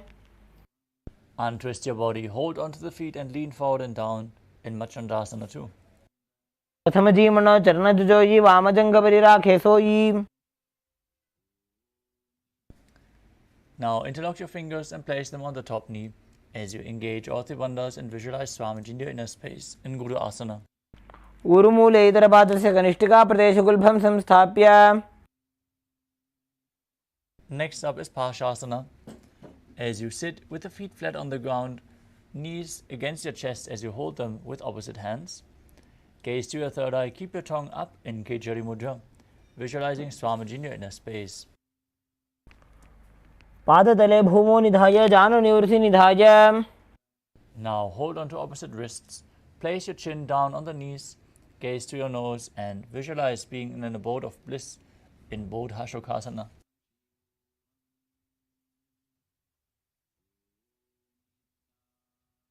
दो बगदली भूपरि धरे कोरमा हिलिए से करे. Next up is Kudakatasana. As you bring your arms underneath the knees, hold on to opposite elbows. Gaze to your nose, visualize Swamiji in your inner space and perform the Mula Bandha. दो हाथ bug बाहर लियावे गोड़ा नीचे ले टहरावे. Keep holding on to the elbows as you cross your ankles in front, right foot over top with the toes pointing upwards, gazing at the nose as you visualize the great sage and Maharishi Sumati in Sumati Asana. मूलद्वारी धरती परिठाने डाबा पग परिदश पद आने. Next up is Dandasana. As you extend your feet away from the body, straight out in front, interlock your fingers and raise your arms up above your head with the wrists pointing outwards. Gaze to the nose, visualize Swamiji in your inner space and engage all three bandhas, Mahamudra Bandha. इदानीं गर्भिणीनां योगाभ्यासो यथा लघु. The next asana is Arambhasana. As you sit with your legs straight, hold the big toes in Prana Mudra. As you lean your chest forward and down, bring your head to the knees. Inhale through the left nostril and exhale through the right in Nadi Shodhana. Change the sides. Control the flow of your breath as you visualize Swamiji in your inner space. दो वो पग मिलीवा पसारी पगा का अंगूठा पकड़ी लीलाट गोड़ा लगावे. Next up is Pidokasana. As you sit with your legs straight, extend your knees slightly upwards. Keep one hand distance between your heels as you bring your shoulders down. Wrap your hands in and around the legs and hold on to the soles of the feet from the outside. Gaze to your third eye, visualize Swamiji in your inner space and perform the Mula Bandha in Pidokasana.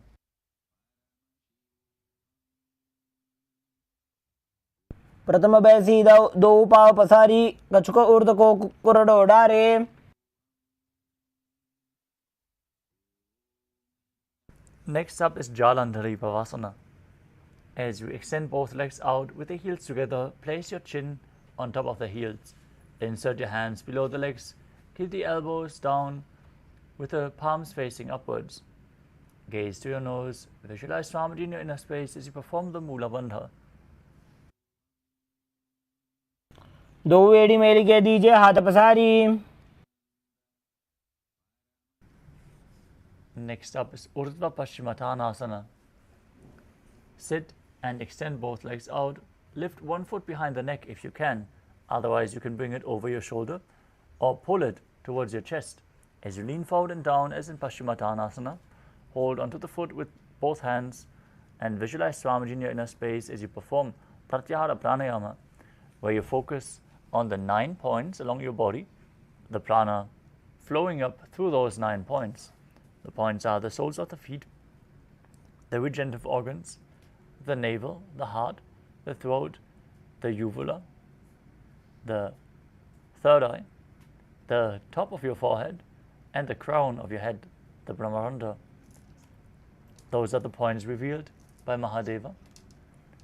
As you perform the Mula Bandha, pushing the prana up, internally chant the Mahavakya Om Nithyananda Paramashivoham. पश्चिमतानवत् संस्थितिं कृत्वा एकं पादं ग्रीवायां धृत्वा तिष्ठेत्. Now from Urdhva Paschimottanasana, lean back and straighten your spine with the foot still behind your back. Hold onto the foot with the opposite hand. As you gaze to the nose, visualize yourself as being infinite, endless, eternal, Ananta. as you perform the Mula Bandha. उत्तानशयनी एकैकं पायिग्रीवायां विन्यस्य. Now, as you maintain your grip on your foot, roll to the side of the hand holding onto the foot. Rest on the side as you gaze to your nose and feel in complete control in Ankushasana. उत्तानशयित एकैकं पादं ग्रीवायां कुर्वन्. Next up is Drishasana. Now lay on your back and pull your knees to the chest as you rock your body from side to side, relaxing your spine after this intense stretch. Visualize Swamiji in your inner space as you visualize the prana flowing up along your body. उत्तानशयनं जानुनी हृदयवष्टम्भ.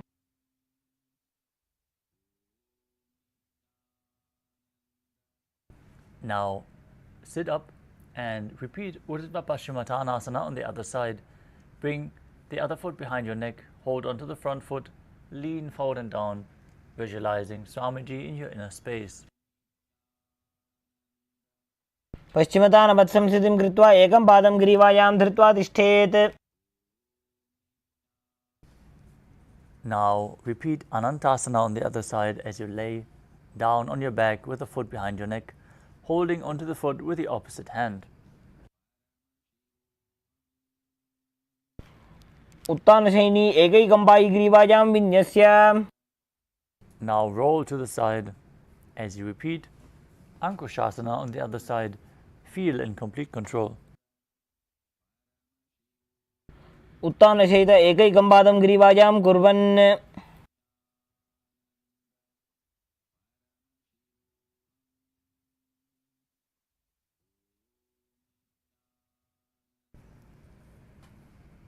The next asana is Yoga Nidrasana. As you lay on your back, lift your legs one by one up behind your head. Hold your hands behind your back as you gaze to your nose and visualize Swamiji in your inner space performing the Mula Bandha. पादाभ्यां वेष्टयेत् कण्ठं हस्ताभ्यां पृष्ठबन्धनम्. Next up is Atma Ramasana. While laying on your back, raise your legs towards your head, wrap your hands around your legs and interlace your fingers behind your neck. Gaze to your nose as you visualize Lord Vishnu blessing you from within. आत्मा राम आसन प्रथम सूधो सोवे.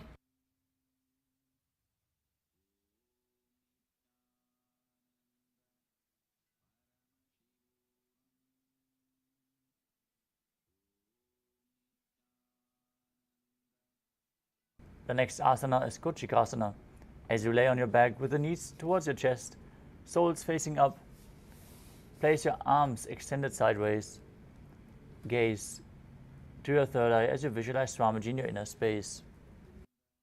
दो हाथ सीधा सा करे 300 ube सफा करे.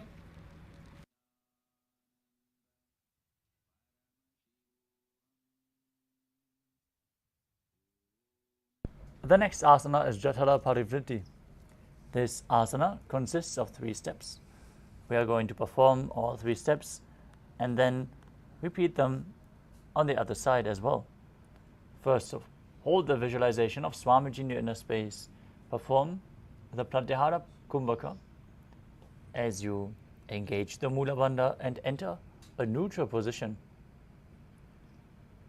Pulling the knees up towards your chest with the arms extended at the sides. This is where we're going to return to after we perform all 3 steps. Now place one knee down to the mat and extend the opposite leg down. This is the first step. Then bring both knees bent to the side. Second step. Then extend both legs to the side, holding onto the feet and gazing away from the feet. Third step.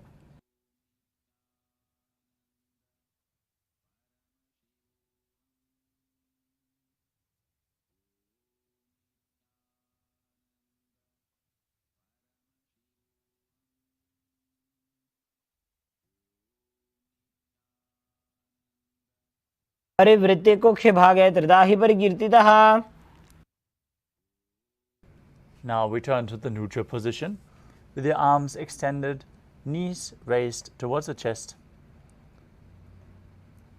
Then Place one knee to the side, other leg down.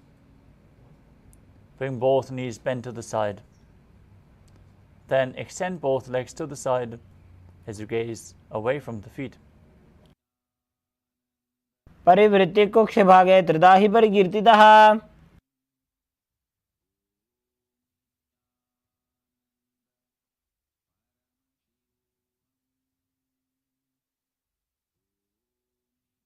Next up is the Dvipadapitam. As you lay on your back with the feet flat, hold on to the ankles with your hands and push your hips up. Gaze to the nose. Visualize yourself as sturdy as a bridge as you engage Jalandhara Bandha and Mula Bandha, breathing in Mudra Kumbhaka.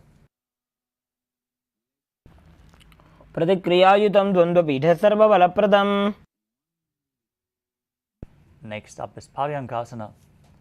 As you lay on your back, place your feet flat on the mat and bring your arms over your head as you place your hands flat on the mat as well.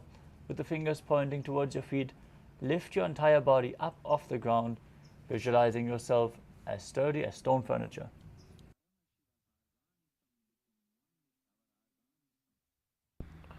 उत्तानशयनं हस्ततलाभ्यां भूमिं पष्टभ्यः पादतलाभ्यां भूमिं धृत्वा. Next up is Shvotanasana. As you lay on your back, bring your knees to the chest and place your hands on the shoulders as you move your hips in a circular motion. Visualize yourself as a dog, playfully rolling around on its back.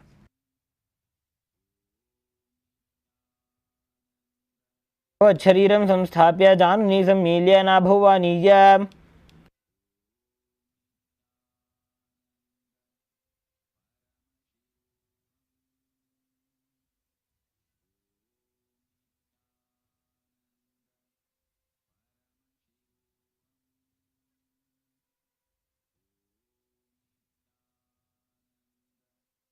Next up is the Viparita Karani. As you lay supine with your hips and legs raised straight, keep your hands flat on the mat. Balance in this position as you start rotating your hips in a circular motion. Move your feet above your body. As you visualize Swamiji in your inner space, perform Jalandhara Bandha and Mula Bandha. भूतले सशिरो दत्त्वा घेनये चरणद्वयम्. Now stop the movement of your legs as you perform Viparita Karani too. Karni विपरीताख्या सर्वाधिव्याधिनाशिनी. Now lower your legs down. As you lay on your back, lift your hips and take your feet over your head with the toes on the ground. Hands stretched on the ground behind your back with the palms clasped.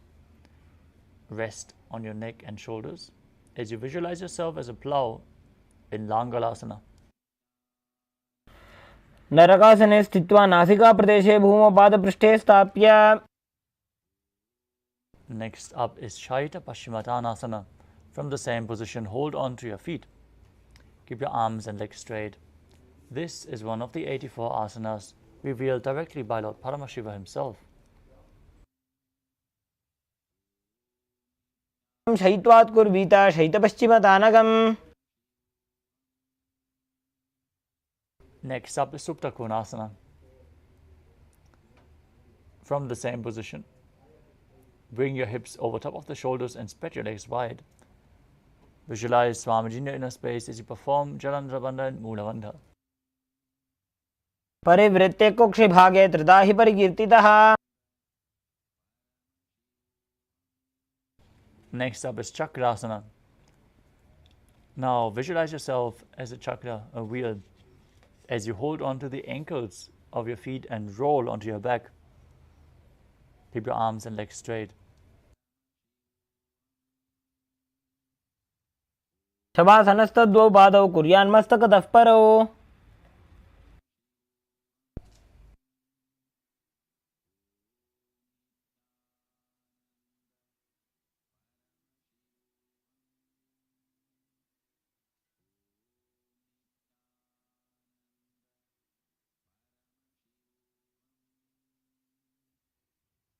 Next up is Supta Prasarita Parangushtasana. As you lay on your back, with your legs up vertical, hold onto the big toes in Prana Mudra, and then open your legs wide to the side as you visualize Swamiji in your inner space.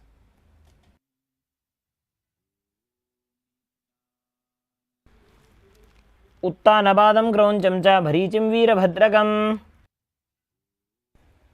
Next up is Supta Parangushtasana. Holding onto the big toes, keep your legs vertical above your body, arms straight. Visualize Swamiji in your inner space and perform the Mula Bandha. उत्तानपादं क्रौञ्चं च भरीचिं वीरभद्रकम्. Next up is Matsyasana. From Supta Parangushtasana, move your legs into Padmasana. Lay on your back, hold onto the opposite elbows over the top of your head. Gaze to your nose and visualize Matsya, the fish avatar of Lord Vishnu. मुक्तपद्मासनं कृत्वा उत्तानशयनं चरेत्. Next up is Parasharamasana. As you lay on your back with your legs in Padmasana, place the backside of the right hand onto the left palm. Gaze to your nose and visualize Lord Rama in your inner space. प्रथमकरे पद्मासन आचे सूधो सोवे भूपरिपाचे. Next up is Sarvangasana. While laying on your back with your legs in Padmasana, lift your hips and legs up. With your hands supporting the hips, elbows on the floor, tuck your chin to the chest, gaze to your nose as you visualize Swamiji in your inner space. Perform Jalandhara Bandha and Mula Bandha. अथवा क्षेत्र संक्षेपात् सर्वांगासनम् उत्तमम्. Next up is Vrishchikasana. As you lay on your back, place one foot on top of the opposite thigh. Lift the other knee towards your chest as you extend both arms up above your head with the hands hooked forward, visualizing yourself as a scorpion.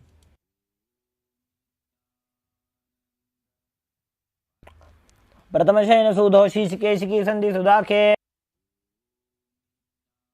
Now exchange the position of your feet as you repeat Vrishchikasana on the other side. प्रथमशयन सूधो शीर्षकेशिकी संधि सुदाखे. The next asana is Vrishapada Kshipasana. As you lay on your back, interlace your fingers around your neck, lift both feet off the ground, extending one leg one by one, pulling the other knee towards the chest.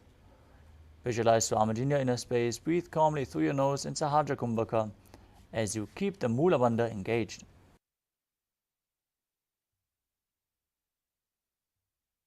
उत्तानशयनं कृत्वा अङ्गुलिभ्यः कन्दरां बद्ध्वा. Next up is Maruttanasana. As you lay on your back, lift your legs one by one, touching the ears with your knees as you keep your hands at the side of your body. Visualize Swamiji in your inner space and perform the Mula Bandha. श्रोतानवत् संस्थितिः कृत्वा जानुद्वयं पर्यायेन कर्णयोः संस्पृशेत्. The next asana is a Vrikasana.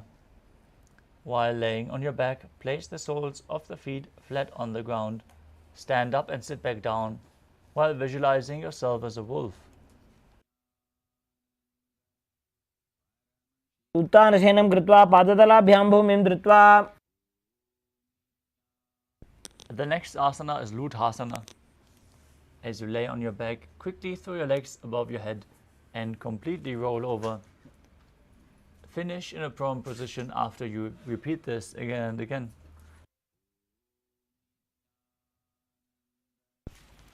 उत्तानशयनं पादौ शिरौ उल्लङ्घ्य. Now lay down flat on your stomach as you keep the hands flat by your shoulders. Contract your lips and make the sound of a flute whistling while inhaling. Visualize yourself as a chariot, carrying warriors into a battle for Dharma on your chariot back in Sarathasana. नुब्जशयनं कृत्वा नाभिं भूमौ निधाय. Next up is Dehalyulanganasana. As you place your palms on the mat in a plank position, jump your legs forward and back between your arms. Visualize yourself transcend body and mind as you perform the Mula Bandha. हस्तद्वयं बद्ध्वा तन्मध्यचरणद्वयम् उड्डानैव बहिरानीय. Next up is Chatyasana. From a standing position, bend forward and place your hands on the mat. Walk back and forth while visualizing yourself as a wise 60-year-old elephant.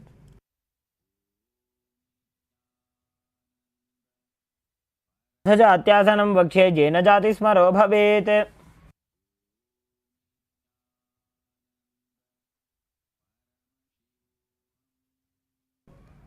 Next up is the Lolitika Karana. Stand with the knees bent, feet pointing outwards. As you bend your elbows and keep your hands at the chest level, rotating around your body. Open your chest as you lean backwards and rotate your head in all directions.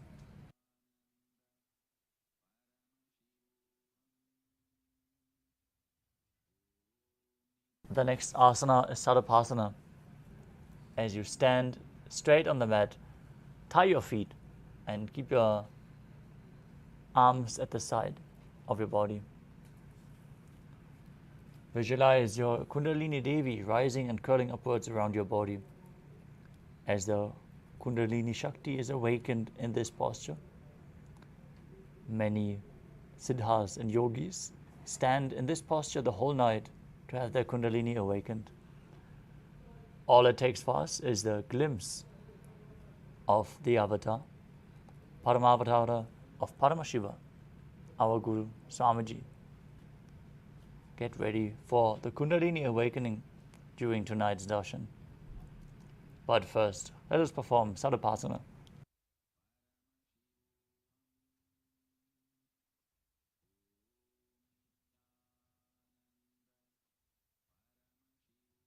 सर्पासनं वक्ष्ये वायुपाणाय केवलं शरीरं दण्डवत् तिष्ठेत् रज्जुबन्धस्तु पादयोः.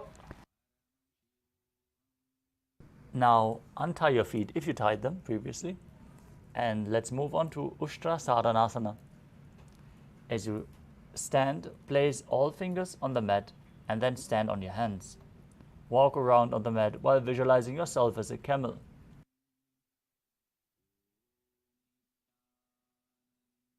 प्रदेशेन भूमौ निधाय उपरिपादतले संस्थाप्य. Next up is Ashvasana. From the same position, hold onto the feet from the outside and walk around while visualizing yourself as a horse. मुष्टिकनिष्ठिका प्रदेशेन भूमौ निधाय उपरिपादतले संस्थाप्य. Next up is Kapota Nitakasana. As you stand straight with the feet together, interlace your hands behind your back in Parusha Mudra and pull them down towards your calves. Open up your chest wide as you visualize yourself as a soaring bird diving headfirst. पादतले भूमौ निधाय पृष्ठभागेन हस्तौ जङ्घापर्यन्तं नीत्वा. Next up is the Tala Pushpaputam Karana.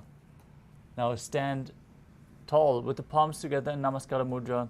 Gently bend your knees and keep the toes pointing outwards.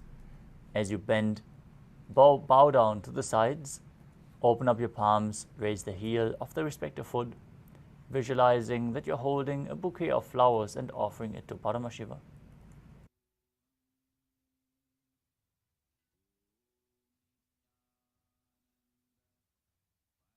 The next asana is Khadgasana.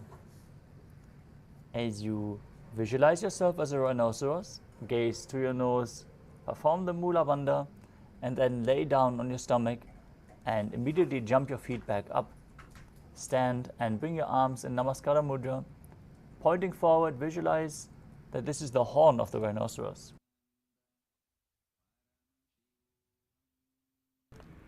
नुजसरतमासनं कृत्वा पादतलाभ्यां भूमिं धृत्वा. Next up is the Uttanottanam. Sit down all the way or as low as you can towards the ground. As you stand back up again and again, gaze to your nose, visualize Swamiji in your inner space, breathe calmly through your nose in Sahaja Kumbhaka, and perform the Mula Bandha. You can hold weights if you want to intensify this asana. पुनः पुनः उत्थातव्यमसितव्यम् इति उत्थानोत्थानं भवति. Next up is Musalasana. As you stand up straight, raise your arms over your head and jump repeatedly, visualizing yourself as a mace. सरलं स्थित्वा ऊर्ध्वं बाहु नजेत्. Next up is Uchir Shakasana. From a standing position, pull the sole of one foot towards your belly. With the other leg, sit down and stand back up, alternating on both sides as you gaze to your nose and visualize Swamiji in your inner space. हस्त एकैकं पादतलं कुक्षं निधाय तिष्ठेत् उच्छीर्षकं भवति. Next up is the Parshvajanukarana. Now stand, keep one leg slightly bent with the toes pointing outwards. Pull the other knee towards your chest, hold it with a hand in a fist as you place the other hand on the hip with the fingers pointing inwards towards your body.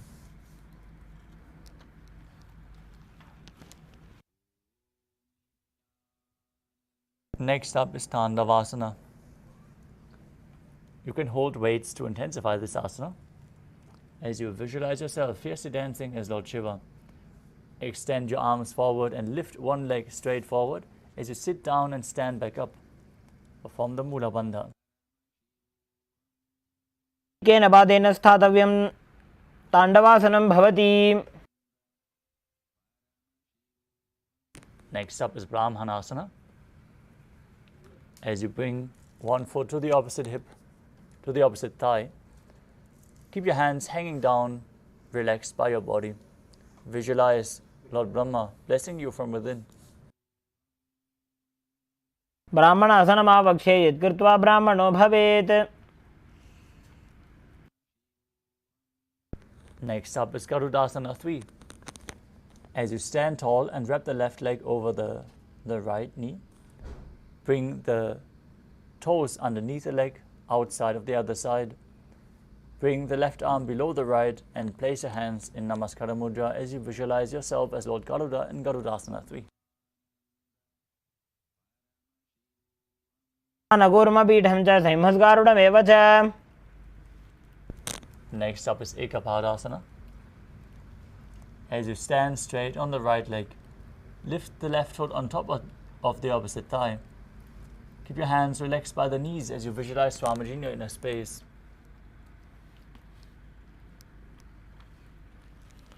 दक्षाङ्घ्रिं वामपादस्य जङ्घोपरि निधाय च.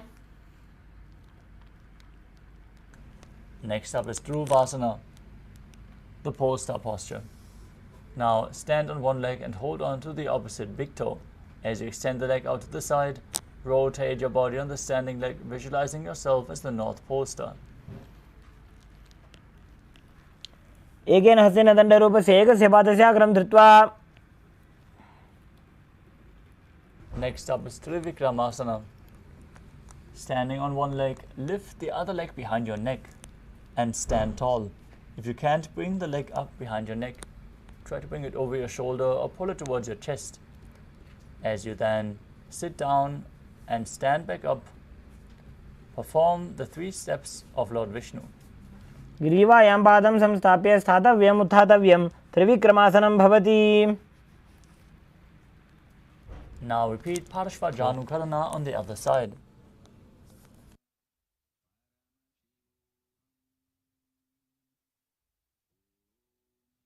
Now repeat Tandavasana on the other side. Hold weights if you want to intensify the asana as you visualize yourself fiercely dancing as Lord Shiva.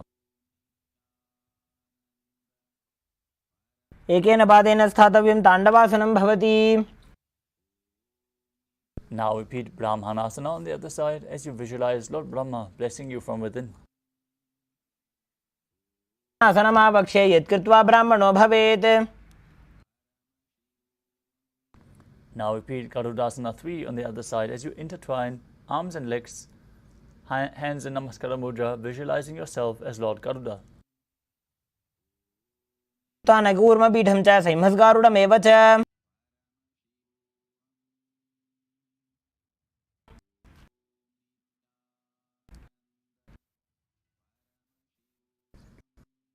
Next up is Ekapadasana.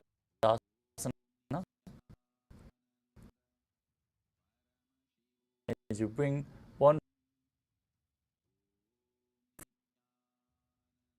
foot on top of the opposite hip, visualize Swamiji in your inner space, hands hanging down by the knees. दक्षाङ्घ्रिं एकेन हस्तेन दण्डरूपस्य एकस्य पादस्य अग्रं धृत्वा Now lift your other foot behind your neck as you stand tall, sit down, stand back up, visualizing Lord Vishnu blessing you from within into the Vikramasana.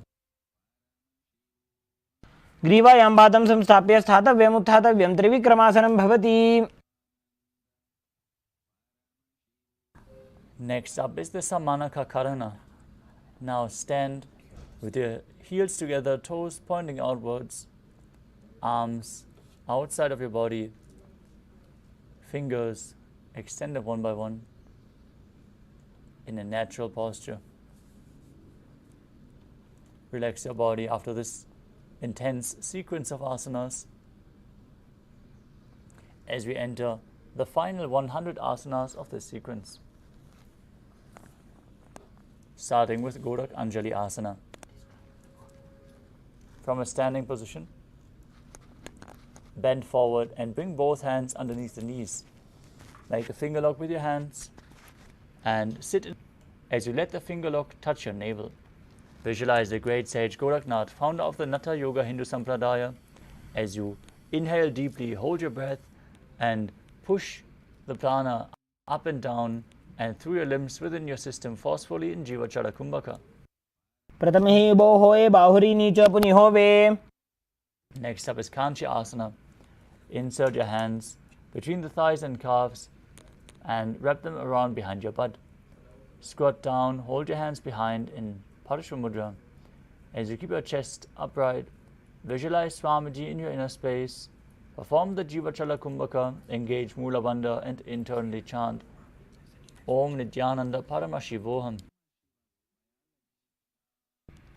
ऊर्मध्यात् हस्तौ निवेश्य नितम्बं धृत्वा पादतलाभ्यां भूमिं वष्टभ्य तिष्ठेत् काञ्च्यासनं भवति. Next up is Bhairava Asana. As you bring your feet together, sit in a squatting posture with the heels touching your perineum. Hold your hands at the back in Parusha Mudra. Sit upright, gaze to the navel as you visualize Bhagavan Kala Bhairava, the Lord of Time. दो पग की थलिया की माहिली core मिला जी फना पानी उकड़ मोड़ वैसे. The next asana is Varahasana. As you squat all the way down to the ground, keep your feet together, toes apart, bring your elbows up close to your head with the palms joined over your back facing downward. Gaze to your nose as you visualize a ball, which is one of the 10 incarnations of Mahavishnu. पागथली की माहिली core मिलाई फना पानी उकड़ मोड़ वैसे. Next up is Prapitasana. Now, with your heels touching, hold onto the big toes and bring your hips to the same level as your knees. Visualize Swamiji in your inner space as you perform the Mula Bandha. पार्श्वद्वय सम्मील्य स्थित्वा नितम्बं जानुप्रदेश आनीय. Next up is Bakasana. As you place your hands on the mat, fingers wide, place your knees onto the back of your arms and lift your feet off the ground. As you visualize yourself as a crow, perform the Jiva Chala Kumbhaka.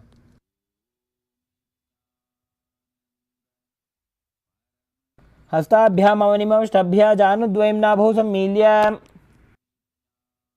Next up is Sushtanga Kapali Asana. As you kneel down, place your head on the ground and spread your palms for support as you raise your body onto your head and cross your legs into Padmasana. Gaze to the nose, visualize Swamiji in your inner space as you perform the Mula Bandha. आसन गोगुण कपाल आछौ होई. Gently lower your body back down. Come to a kneeling position. As you keep your toes touching behind your body and keep the heels outside of the hip. Hands on top of the thighs. Gaze to your nose and visualize you are sitting in the secret seat with Paramashiva and Guru in Guptasana. नोर्वरन्तरे पादौ कृत्वा पादौ च गोपयेत्. The next asana is Vrikshasana too. Now place your hands flat on the ground and walk your feet forward as you raise your body up into a handstand. You can use the support of a wall if needed, or have a partner by your side to aid you. This asana should be practiced by everyone to purify the 7 chakras. Now visualize yourself as a tree with deep roots into the ground as you perform the Mula Bandha and calmly breathe through your nose in Sahadra Kumbhaka. जानुर्भोरन्तरे पादौ उत्तानो व्यक्तसंस्थितौ. Next up is Shiva Asana. From the handstand position, join your hands and feet closer together.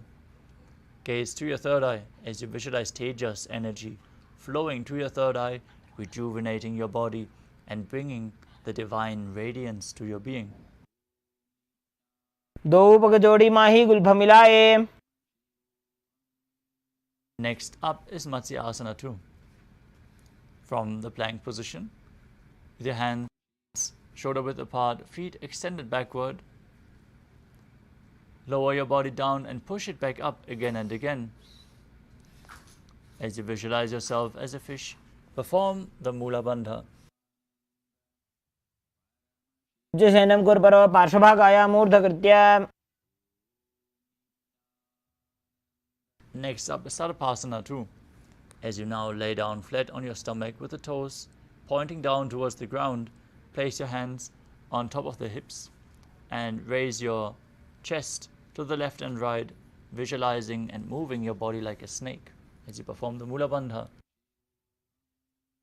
निब्जशयनं कृत्वा हस्तौ नितम्बं संस्थाप्य.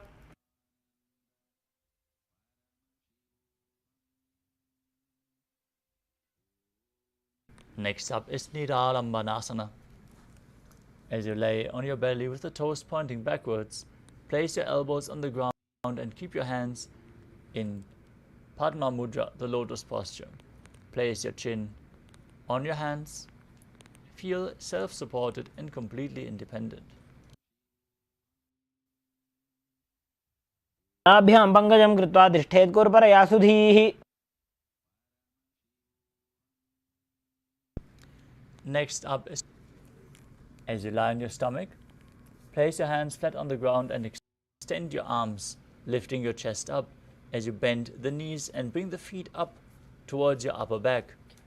Lift your chin, gaze up as you visualize yourself as an umbrella, protecting your Guru from the sun rays. स्थित्वा हस्ततलाभ्यां भूमिं वष्टभ्य.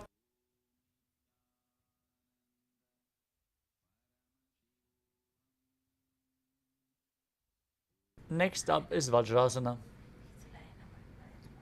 As you sit in a kneeling posture with the perineum on the heels, stretch your arms out in front and bring your forehead to the ground. Gaze to your nose and visualize yourself as Vajra, the weapon of Indra, symbolizing your indestructibility. As you perform the Mula Bandha and internally chant Om Nithyananda Paramashivoham. इदानीं गर्भिणीनां योगाभो.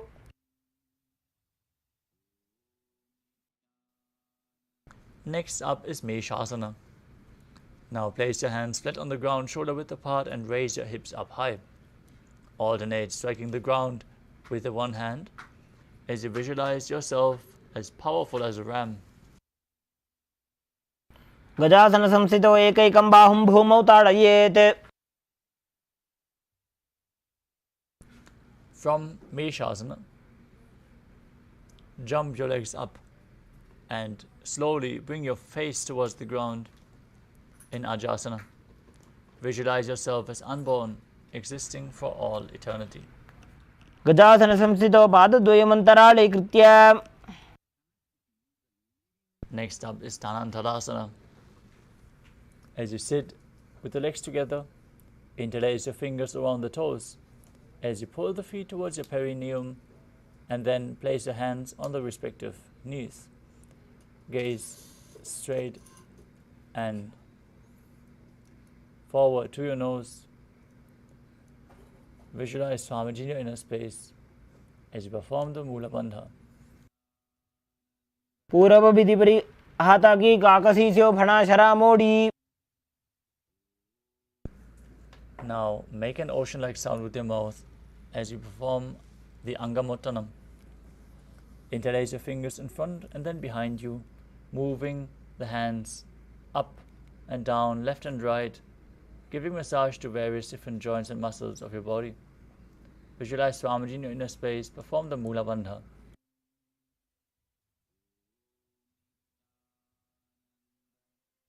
हस्तयो अंगुली बद्वा हस्तयोर मध्यात् सर्वांगम निष्कासयित्वा.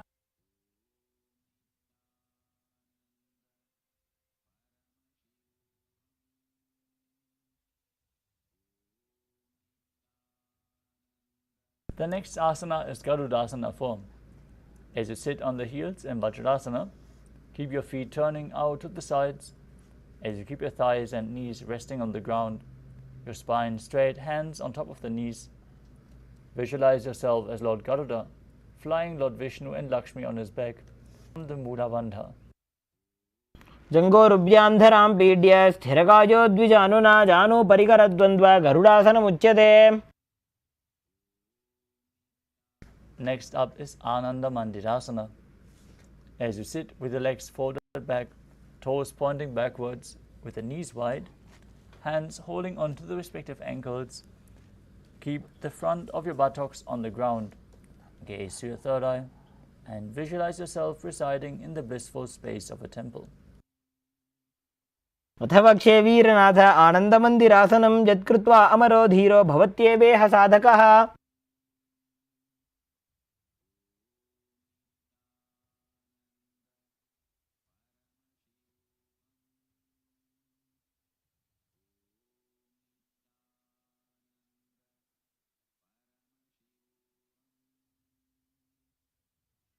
Next up is Mandukasana 2. As you sit with your knees wide, feet overlapping on your ankles, place your hands under the knees and nose. Place your tongue up against the palate of your mouth in Manduki Mudra.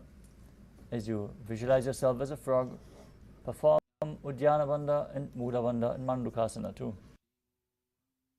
पृष्ठं सम्पीड्य गुल्फाभ्यां जान्वङ्गे सवलयाकृतिः हस्तौ पादतले क्षिप्तो मण्डूकं पाददोषहृत्. Next up is Narasimhasana. As you keep your toes on the mat, heels up and together, place your perineum on the heels. Place your palms on the ground, spread your fingers wide, keep your thumbs touching the base of your hand, touching the toes. Gaze to your nose, stick out your tongue and exhale forcefully as you visualize Narasimha, the lion man avatar. दोवु भणा पाणी होय वैसे AD Mailer गुदा निवैसे. Next up is as you remain seated in the same position, make a hollow of your palms and place it over your mouth. Keep your thumbs under the teeth. As you close your lips, inhale through the right nostril and exhale through your mouth. Gaze to the nose and visualize yourself as Devi, victorious over any and all minuscule fears you might have. दोवु पगागी एडी जोइदी गोडा फनो बान पुनि होई. Next up is Makadasana. As you keep the soles of the feet together and place the top of your feet on the ground, sit on your heels and bend your elbows, bringing the fingers to your armpits, imitating as if you were a monkey stretching itself. Now visualize yourself as a playful monkey as you gaze towards your third eye. दोवु पगतली Samput आनेमि परिठाने.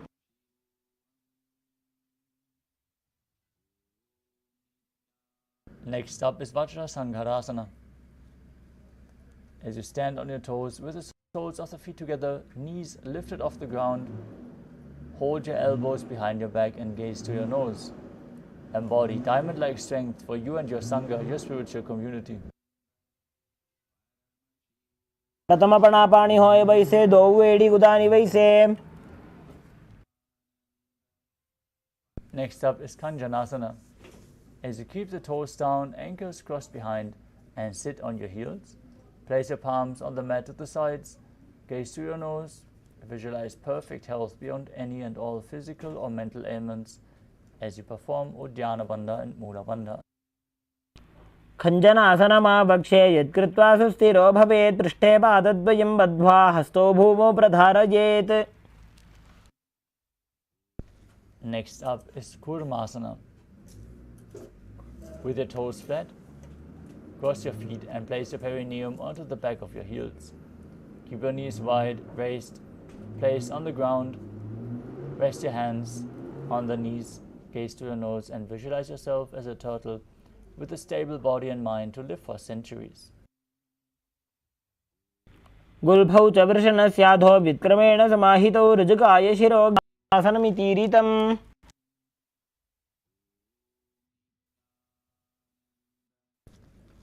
Next up is Yogasana.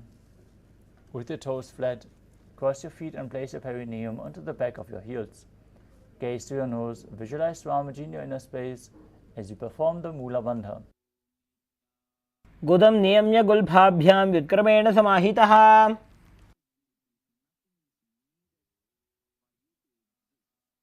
The next asana is Vijyogasana. As you stand on your knees, cross your ankles behind with the feet near the opposite knee. Hold your calves with your fingers inside and the thumbs outside as you gaze to your third eye and visualize a space of eternal oneness, Advaita, with your Guru. गोड़ा वामो वो होई गोड़ा आड़ा राखे दोई. Next up is Ushtrasana 2. In a kneeling position, bend backwards and hold your ankles with your hands. As you keep your arms straight, push your hips forward as you tilt your head back. Visualize yourself as a camel as you perform the Mula Bandha. मेरुदण्डग्रन्थि दाढ्या संविपाद.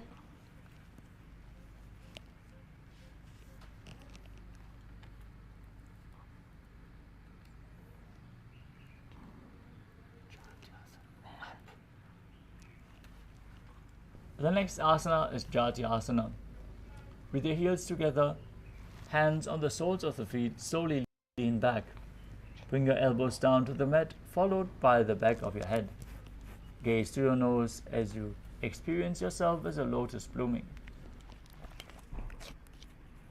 दोऊ एडी संपुट करे 16 मूलद्वारित हृदरे. And next up is Virattasana. As you sit on the knees with the thighs and calves together, lean back and touch your back to the ground, then rise back up again and again. You can use the support of your hands if needed. As you gaze to the nose and visualize the healing and liberation of all causal subtle forms of your body. जंगा पृष्ठभूमौ निधाय जंगोदरयोः ऊर्णी संस्थाप्य. The next asana is Kapotasana.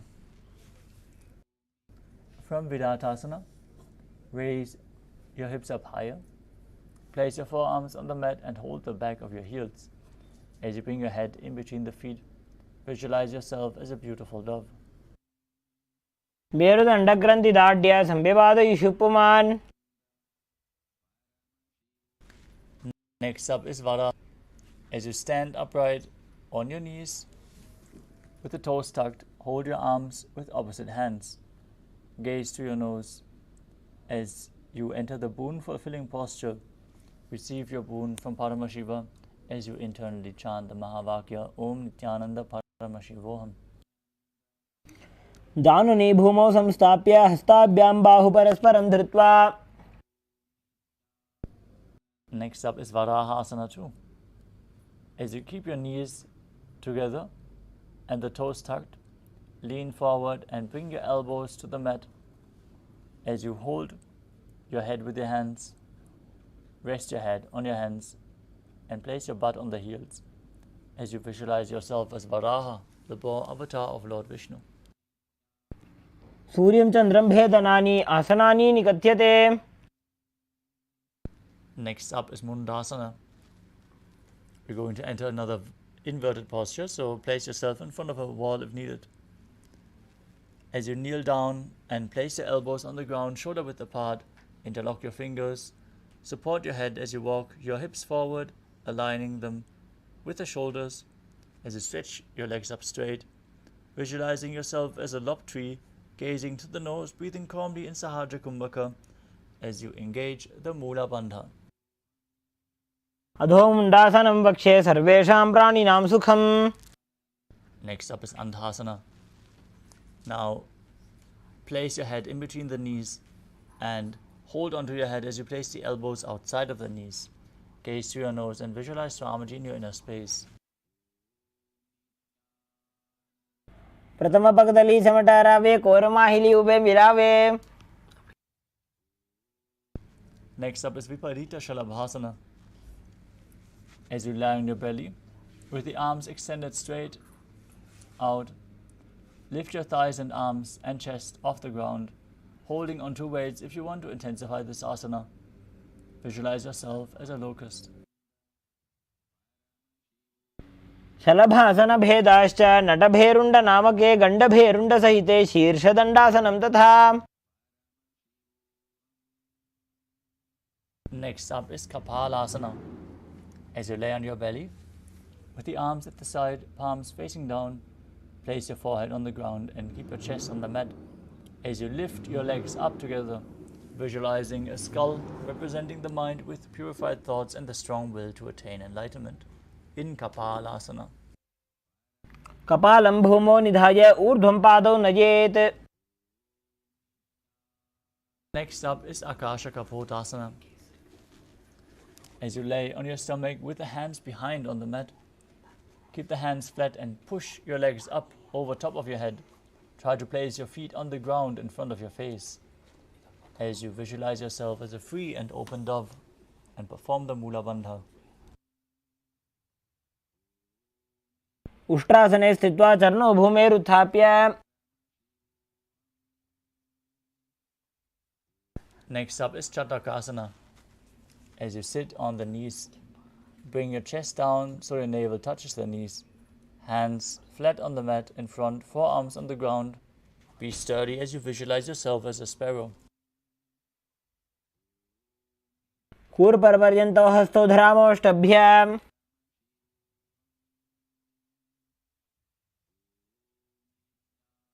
Next up is Vrishikasana too.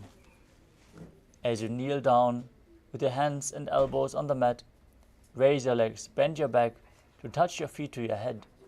Lift your chin and hold as you visualize yourself as a scorpion in Vrishikasana too. इच्छेव पुच्छप्रतिमाङ्घ्रिपार्श्वे धृत्वा स्वशीर्षे जीवकं विधार्यकौ. Next up is Vrishasana. As you sit with your perineum on one heel, keep the other foot pointing outwards outside of the hip. Visualize yourself as a bull as you keep your hands in front and breathe in Antarangaka Kumbhaka. Inhale forcefully. Hold your breath and then slowly exhale through your nose as you perform the Mula Bandha.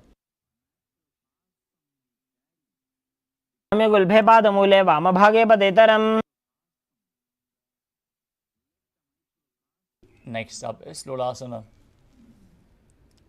With your palms spread in front of the body, lift your knees off the ground, cross the left toes over top of the right as you balance, visualizing Swamiji in your inner space.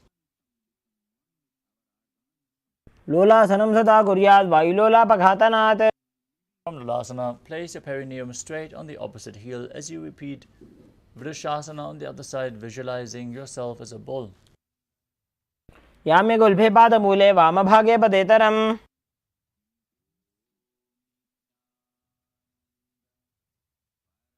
Next up is Bala Gunasana. Now place the toes of the left foot to the ground as you sit down on the left heel. Keep the right foot flat in front with the knee raised towards your chest, hands on the respective knees, spine straight. Visualize Bala Gunahai, which is one of the 84 asanas, 84 siddhas, and gaze forward in Vaishnavi Mudra without focusing on any of the external objects. Only focus on the object within.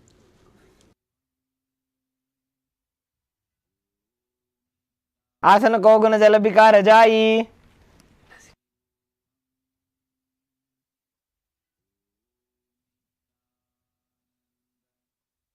Next up is Grahasana. As you squat with the feet flat on the mat, the elbows underneath the thighs as you wrap your hands around the shins from the outside.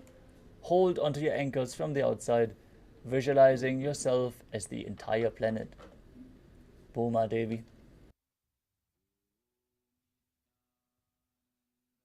पादतले भूमौ संस्थाप्य जानुमध्ये कूर्परौ स्थाप्य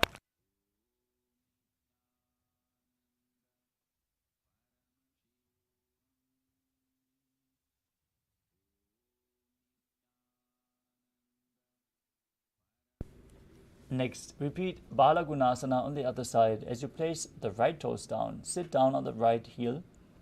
Keep the left foot flat with the knee raised towards your chest, hands on the knees, visualizing Balagunahai in your inner space. आसन को गुण जल विकार जाई. The next asana is Utkatasana. You can hold on to weights if you want to intensify this asana. As you sit, as you squat on your toes with the heels up, knees off the mat, perineum on the heels, hands on the respective knees. Keep your spine straight. Visualize Swamiji in your inner space as you perform the Mula Bandha. युजास्पिजोस्ति यत ऊर्वजानो यत्रासने पादतलद्वयोपरि. Next up is Vajra Sangharasana 2. As you sit on the toes with the perineum on the heels, the soles together, keep your knees wide and lift them off the ground. Hold onto the opposite elbows behind your bed as you visualize Swamiji in your inner space. प्रथम प्रणापाणी होए जैसे दो एड़ी गुदानी वैसे.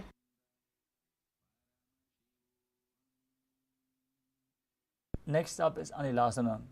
Now squat or sit with the feet hip width apart. Place your palms flat on the ground and step your heels onto your hands. Keep your arms straight.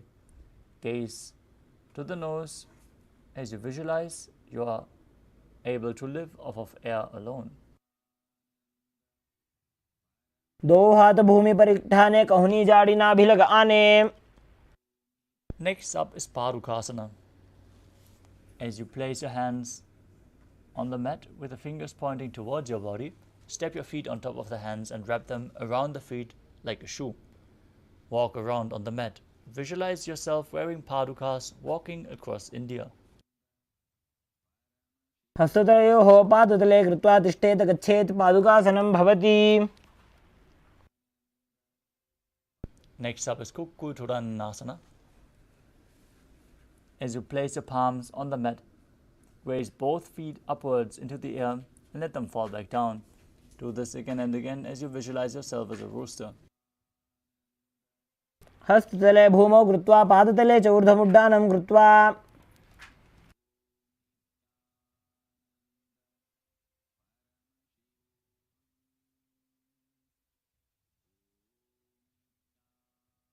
Next up is Viparita Nrityasana.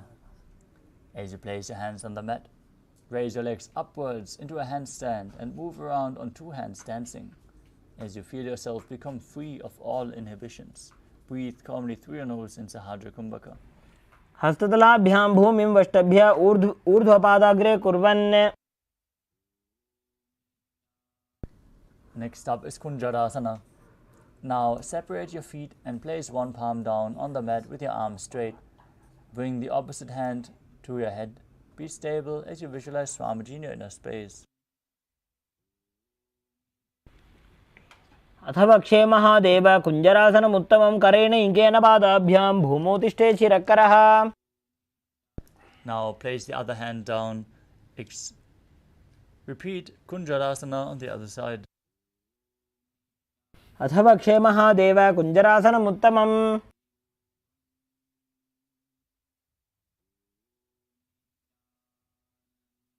Next up is Kadambasana. As you sit on the ground with your feet flat, heels close to your body, hold the opposite ankles with your hands as you lift your feet off the ground. Visualize yourself as a Kadamba tree, a pious tree that promotes a long life. पार्श्विभ्यां भूमिं वष्टभ्य हस्तद्वयेन गुल्फौ धृत्वा.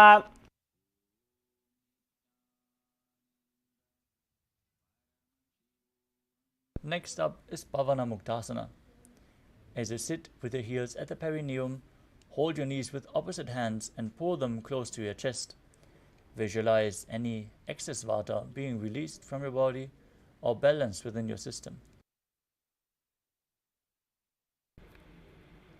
द्वयोस्तु पादयोः पाणिं लात्वा स्वस्वनितम्बके. Next up is Chakrasana. As you sit and lift one leg behind your head, you can bring it over your shoulder if you can't reach your neck with your foot. Place your hands flat on the mat beside you and lift your body up as you extend the opposite leg forward. Gaze to your third eye and visualize yourself as a powerful source of energy. पूर्वदानं चतुष्पादपीठं वज्रासनं तथा. Next up is Dhanurasana 2. As you sit on the ground with one leg extended forward, hold onto the big toes in Prana Mudra as you pull the other foot towards your ear. Visualize yourself as a bow as you perform the Mula Bandha. पादाङ्गुष्ठौ तु पाणिभ्यां गृहीत्वा श्रवणावधि. Next up is Ashtavakrasana. Now bring one foot over top of the wrist as you hook the other and extend both legs to the side, balancing mid-air with the legs extended as you visualize yourself as a flying crane. वासिष्ठमथ कौण्डिन्यम् ऊर्ध्वकुक्कुटमेव च. The next asana is Pranasana. Now place one foot on top of the opposite thigh. As you keep the opposite foot flat on the ground, knee raised, bring the respective shoulder underneath the raised knee with a hand on the ground as you push the other knee down towards the mat. Gaze to your third eye and visualize you are immortal and able to exist solely from prana. एतत् प्रभेदं वक्ष्यामि करोति यस्य चामरः. Next up is Parshvamatyendrasana. As you place the right foot at the root of the left thigh, bring the left foot over top of the knee of the other leg. Twist your body around the raised knee, bring your arms underneath the knee and hold your hands behind your back. As you gaze to your third eye and visualize Sage Matsyendranath, the master of Hatha Yoga, in Parshvamatyendrasana. पार्श्वाभ्यां धृत्यते यास्तु पार्श्वमत्स्येन्द्रमुत्तमम्. Next up is Chakrasana on the other side. Now bring the other foot behind your neck and lift your body up as you visualize yourself as a powerful source of energy. पूर्वदानं चतुष्पादपीठं वज्रासनं तथा. Now repeat Dhanurasana 2 on the other side, pulling the other foot behind towards your ear, holding onto the big toes in Prana Mudra, visualizing yourself as a bow. पादाङ्गुष्ठौ तु पाणिभ्यां गृहीत्वा श्रवणावधि. Now repeat Ashtavakrasana on the other side as you bring the other foot over top of the respective shoulder, hooking the opposite foot over top, extending both legs to the side, balancing mid-air as you visualize yourself as a flying crane. वासिष्ठमथ कौण्डिन्यम् ऊर्ध्वकुक्कुटमेव च. Now repeat Pranasana on the other side as you bring the other foot over top of the opposite thigh, pushing the knee down, shoulder underneath the raised knee, as you visualize you're immortal and able to exist solely from prana. एतत् प्रभेदं वक्ष्यामि करोति यस्य चामरः. Next up is Parshvamatyendrasana on the other side. Bring your arm underneath the raised knee. As you twist your body, gaze to your third eye and visualize Sage Matsyendranath. पार्श्वाभ्यां धृत्यते यास्तु पार्श्वमत्स्येन्द्रमुत्तमम्. Next up is Ardha Paschimottanasana. Extend one leg forward as you bring the other heel against the perineum. Lean forward and down, hold onto the front foot as in Paschimottanasana. Visualize Swamiji in your inner space and perform the Jivachala Kumbhaka, moving the retained prana up and down within your system and throughout your limbs as you inhale and hold your breath. एकं पादं प्रसार्य एकं पादस्य पार्श्वनासीवनी सम्पीड्य. Next up is Kraunchasana. Now bring one foot outside of the respective hip as you hold onto the other foot and extend it up in front of your face, keeping the knees straight and visualizing yourself as a crane. उत्तानपादं क्रौञ्चं च मरीचिं वीरभद्रकम्. Now repeat Ardha Paschimottanasana on the other side as you press the other perineum, other heel against the perineum, and lean forward holding onto the foot. वासिष्ठमदकौण्डिन्यम् ऊर्ध्वकुक्कुटमेव च. Now repeat Kraunchasana on the other side, bringing the other foot outside of the hip and extending the opposite leg straight up in front of your face, visualizing yourself as a crane. उत्तानपादं क्रौञ्चं च मरीचिं वीरभद्रकम्.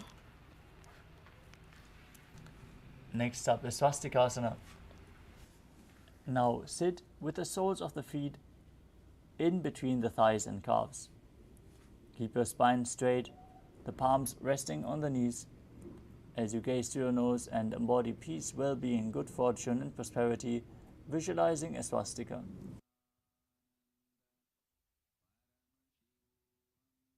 जानुर्भोरन्तरे सम्यक् कृत्वा पादतले उभे. Next up is Gorakshasana. Maintain the same posture, but cover your heels with your hands as you gaze to the nose and visualize the great sage Goraknath, founder of the Natha Yoga Hindu Sampradaya, as you perform Jalandhara Bandha and Mula Bandha. जानुर्भोरन्तरे पादौ उत्तानो व्यक्तसंस्थितौ.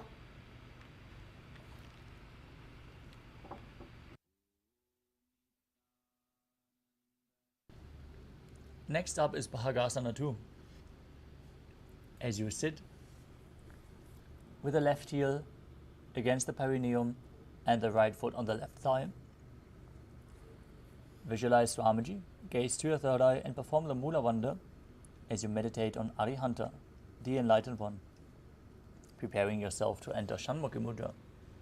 Exhale fully and then close all your 5 senses with your fingers, index fingers closing your eyes, the middle finger closing your nostrils, ring and little fingers closing your mouth, and the thumbs closing your ears.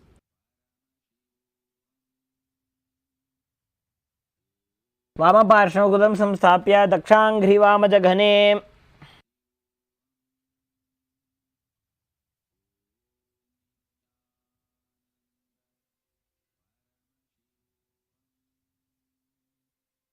The next asana is Yogasana 2.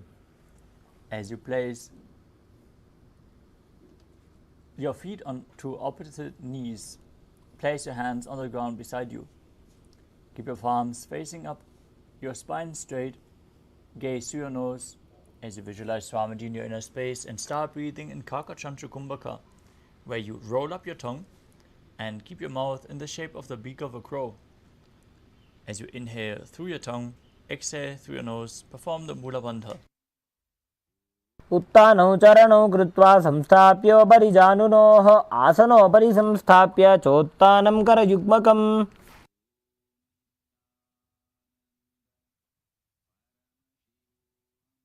Next up is Urdhva Kukutasana.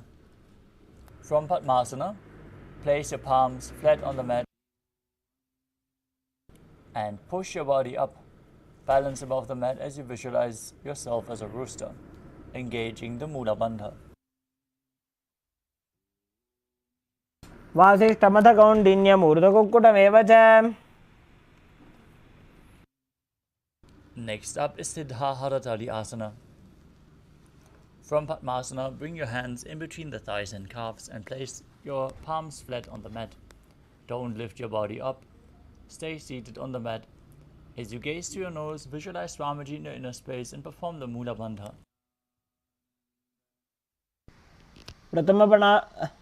प्रथमपद्मासन कोकरे हस्तुदो भूगोडासन निधरे. Next up is Hamsasana.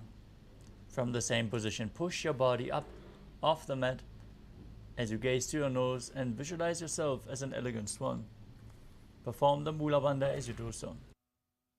कुक्कुटासनं स्थित्वा स्कन्दपर्यन्तं ऊरूनि नीत्वा. Next up is Karmukhasana. From Padmasana, place your hands in between the thighs and calves. Lean forward as you push your hands behind you, interlocking your fingers in Parashu Mudra as you place your forehead on the ground. Visualize yourself as Pinaka, Lord Shiva's bow, as you perform the Mula Bandha.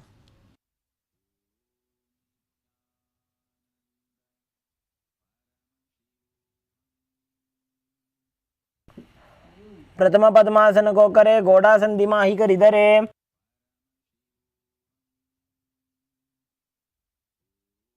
Next up is Kurmasana too. From Padmasana, insert both hands through the thighs and calves. Lift your knees, bend your elbows, and hold onto the respective shoulders with your hands.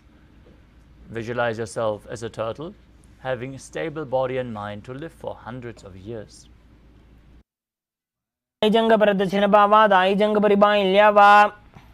Maintain the same posture, tuck your chin to the chest, gaze to the nose, and rejoice knowing you're sitting in Shiva's secret knot posture, Granthi Bhedasana. Neelkanth ग्रन्थिभेदासनं Shubham.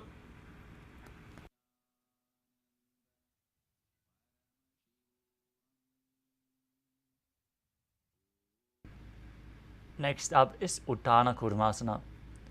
Again in the same position with your hands in between the thighs and calves, holding onto the shoulders, roll onto your back as you embody a turtle laying on its back. Gaze to your nose and perform the Mula Bandha. कुक्कुटासनबन्धस्थं कराभ्यां धृतकन्धरं पीठं कूर्मवदुत्तानमेतदुत्तानकूर्मकम्. Next up is Pangu Kukkurasana. From Padmasana, place both hands through the thighs and calves and place one hand flat on the mat as you hold on to the respective wrist, pushing your body up, balancing on one arm, visualizing yourself as a rooster. कुक्कुटासनं स्थित्वा एकेन हस्तेन अन्यसमनिबन्धं धृत्वा. Now repeat Pangu Kukkutasana on the other side as you balance on the opposite hand. कुक्कुटासनबन्धस्थं कराभ्यां धृतकन्धरम्. The next asana is Gridrasana. From Padmasana, place your elbows on the toes as you interlace your fingers and rest your chin on the knuckles, pressing your thumbs to your throat.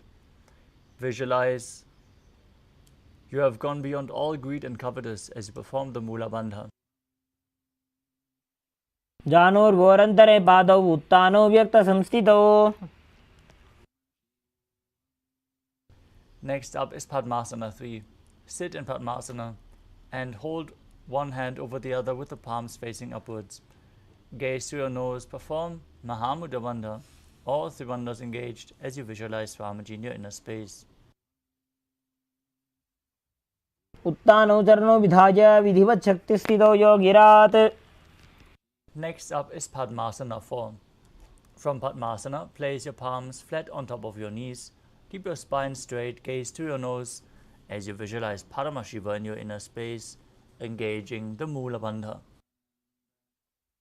एतत् पद्मासनं कुर्यात् प्राणवायुप्रसिद्धये शुभासनं सदा ध्यायेत् पूरयित्वा पुनः पुनः. Next up is Karmukhasana 2. From Padmasana, keep one hand on the respective knee and hook the other hand around the big toe in Prana Mudra. Now, pull the elbow back as if you're pulling a bowstring and rotate the big toe as you visualize yourself as Pinaka, Lord Shiva's bow, repeating the movement on the other side as well. अथान्यासनमावक्ष्ये योगपूरकरक्षणात्.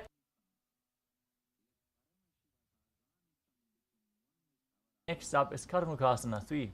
From Padmasana, cross your arms behind your back and hold on to the respective big toes in Prana Mudra. Gaze to your nose. Visualize yourself as Lord Shiva's bow. As you engage all three bandhas, keep breathing in Kakachanchu Kumbhaka. कार्मुकासनमाक्षित्य उदरे पूरयेत् सुखम्.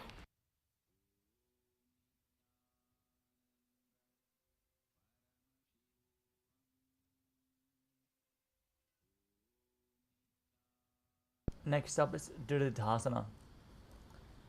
Maintain Karmukasana 3. Lift your chest up and gaze to your third eye. As you visualize yourself as the action of Paramashiva's third eye, destroying anything you come across. Perform the Mula Bandha. अमुपरि स्थाप्य पादयुग्मं प्रयत्नतः. Next up is Nagrasana. From Karmakasana 3, roll onto your back. Keep your arms crossed behind you and hold onto the big toes if you can. As you gaze to your nose and visualize yourself as a snake. Breathe calmly through your nose in Sahadra Kumbhaka as you do so. प्रथम पद्मासन कोठाने दो हाथ पाछाने आने. Next up is Kandukasana. As you lay on your back, bend your knees and lift your feet off the ground. Embrace your knees to the chest with your head touching the knees. Squeeze your body into a ball as you perform the Mula Bandha.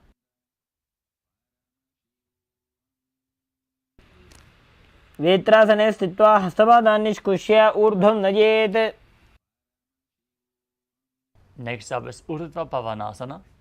As you lay on your back, keep the feet flat, knees raised, hands interlocked underneath your neck. Gaze to your nose as you visualize Swamiji in your inner space. Breathe calmly through your nose in Sahadra Kumbhaka and perform the Mula Bandha. प्रथमे सूधो San करावे घोड़ा उभा राशि मिलावे. Next up is Malakata Pitasana.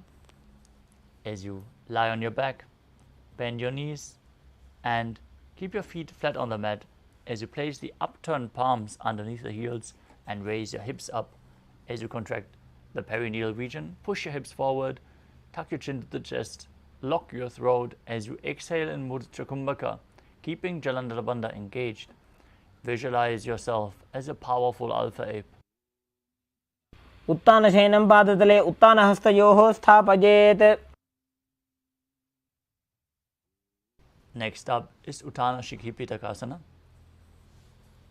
As you lie supine and raise your hips up, support your hips with your hands, elbows placed on the mat, bearing the weight of your body. As you extend your legs straight, tuck your chin to the chest, contract the perineal region, gaze to your nose as you visualize Swamiji in your inner space. जङ्घोरुबलहीनश्चेत् उत्तानशिखिपीठकम्. Next up is Narakasana. As you lie on your back, raise your hips and legs up and keep the toes pointing up straight. As you keep your hands flat on the mat, visualize yourself blissfully traversing through Naraka Loka unscathed. ग्रीवाकण्ठेन भूमिं विष्टम्भ पादाग्रद्वयमूर्धमुत्रजेत्. Next up is Tiryan Naukasana. From Narakasana, bring your hands to your lower back, elbows on the ground supporting you as you keep your legs vertical and then slowly angle and lower them down towards the ground, keeping your core engaged. Visualize yourself as a boat crossing the ocean of samsara as you breathe in Mudra Kumbhaka in Tiryan Naukasana. नौकावत् स्थित्वात् ऊर्ध्वं पादाग्रद्वयं नयेत्. तिर्यन्नौकासनं भवति. Place your hands back onto the mat. Be straight and sturdy as a flagpole, as the Kailasa flag. All nations asana. तिते ग्रीवापृष्ठगोर्परैः भूमिं वष्टभ्य. Now lay down on your back in the final asana of this sequence, Mritasana. Keep your hands at the side of your hips, palms facing up. As you perform the Shakti Chalan Mudra. push and pull the Kundalini Shakti upwards along your spine from Muladhara to Sahasrara Chakra. Unclutch from any micro movements of the body and mind. Be completely still as you visualize that your body is dead and Swamiji is liberating you. Internally chant the Mahavakyam, Om Nithyananda Paramashivoham. उत्तानं शववद्भूमौ शयनं तोषवासनं शवासनं श्रमहरं चित्तविश्रान्तिकारणम्.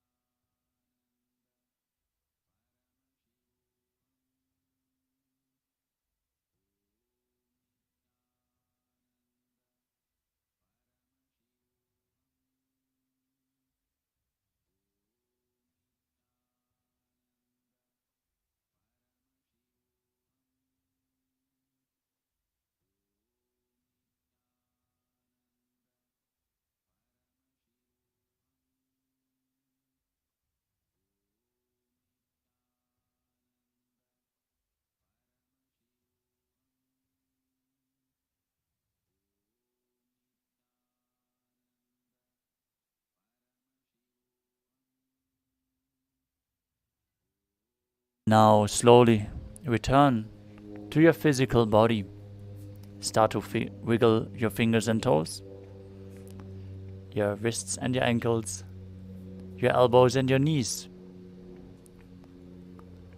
Move your knees up towards your chest and rock your body from side to side as you slowly sit back up into a comfortable position.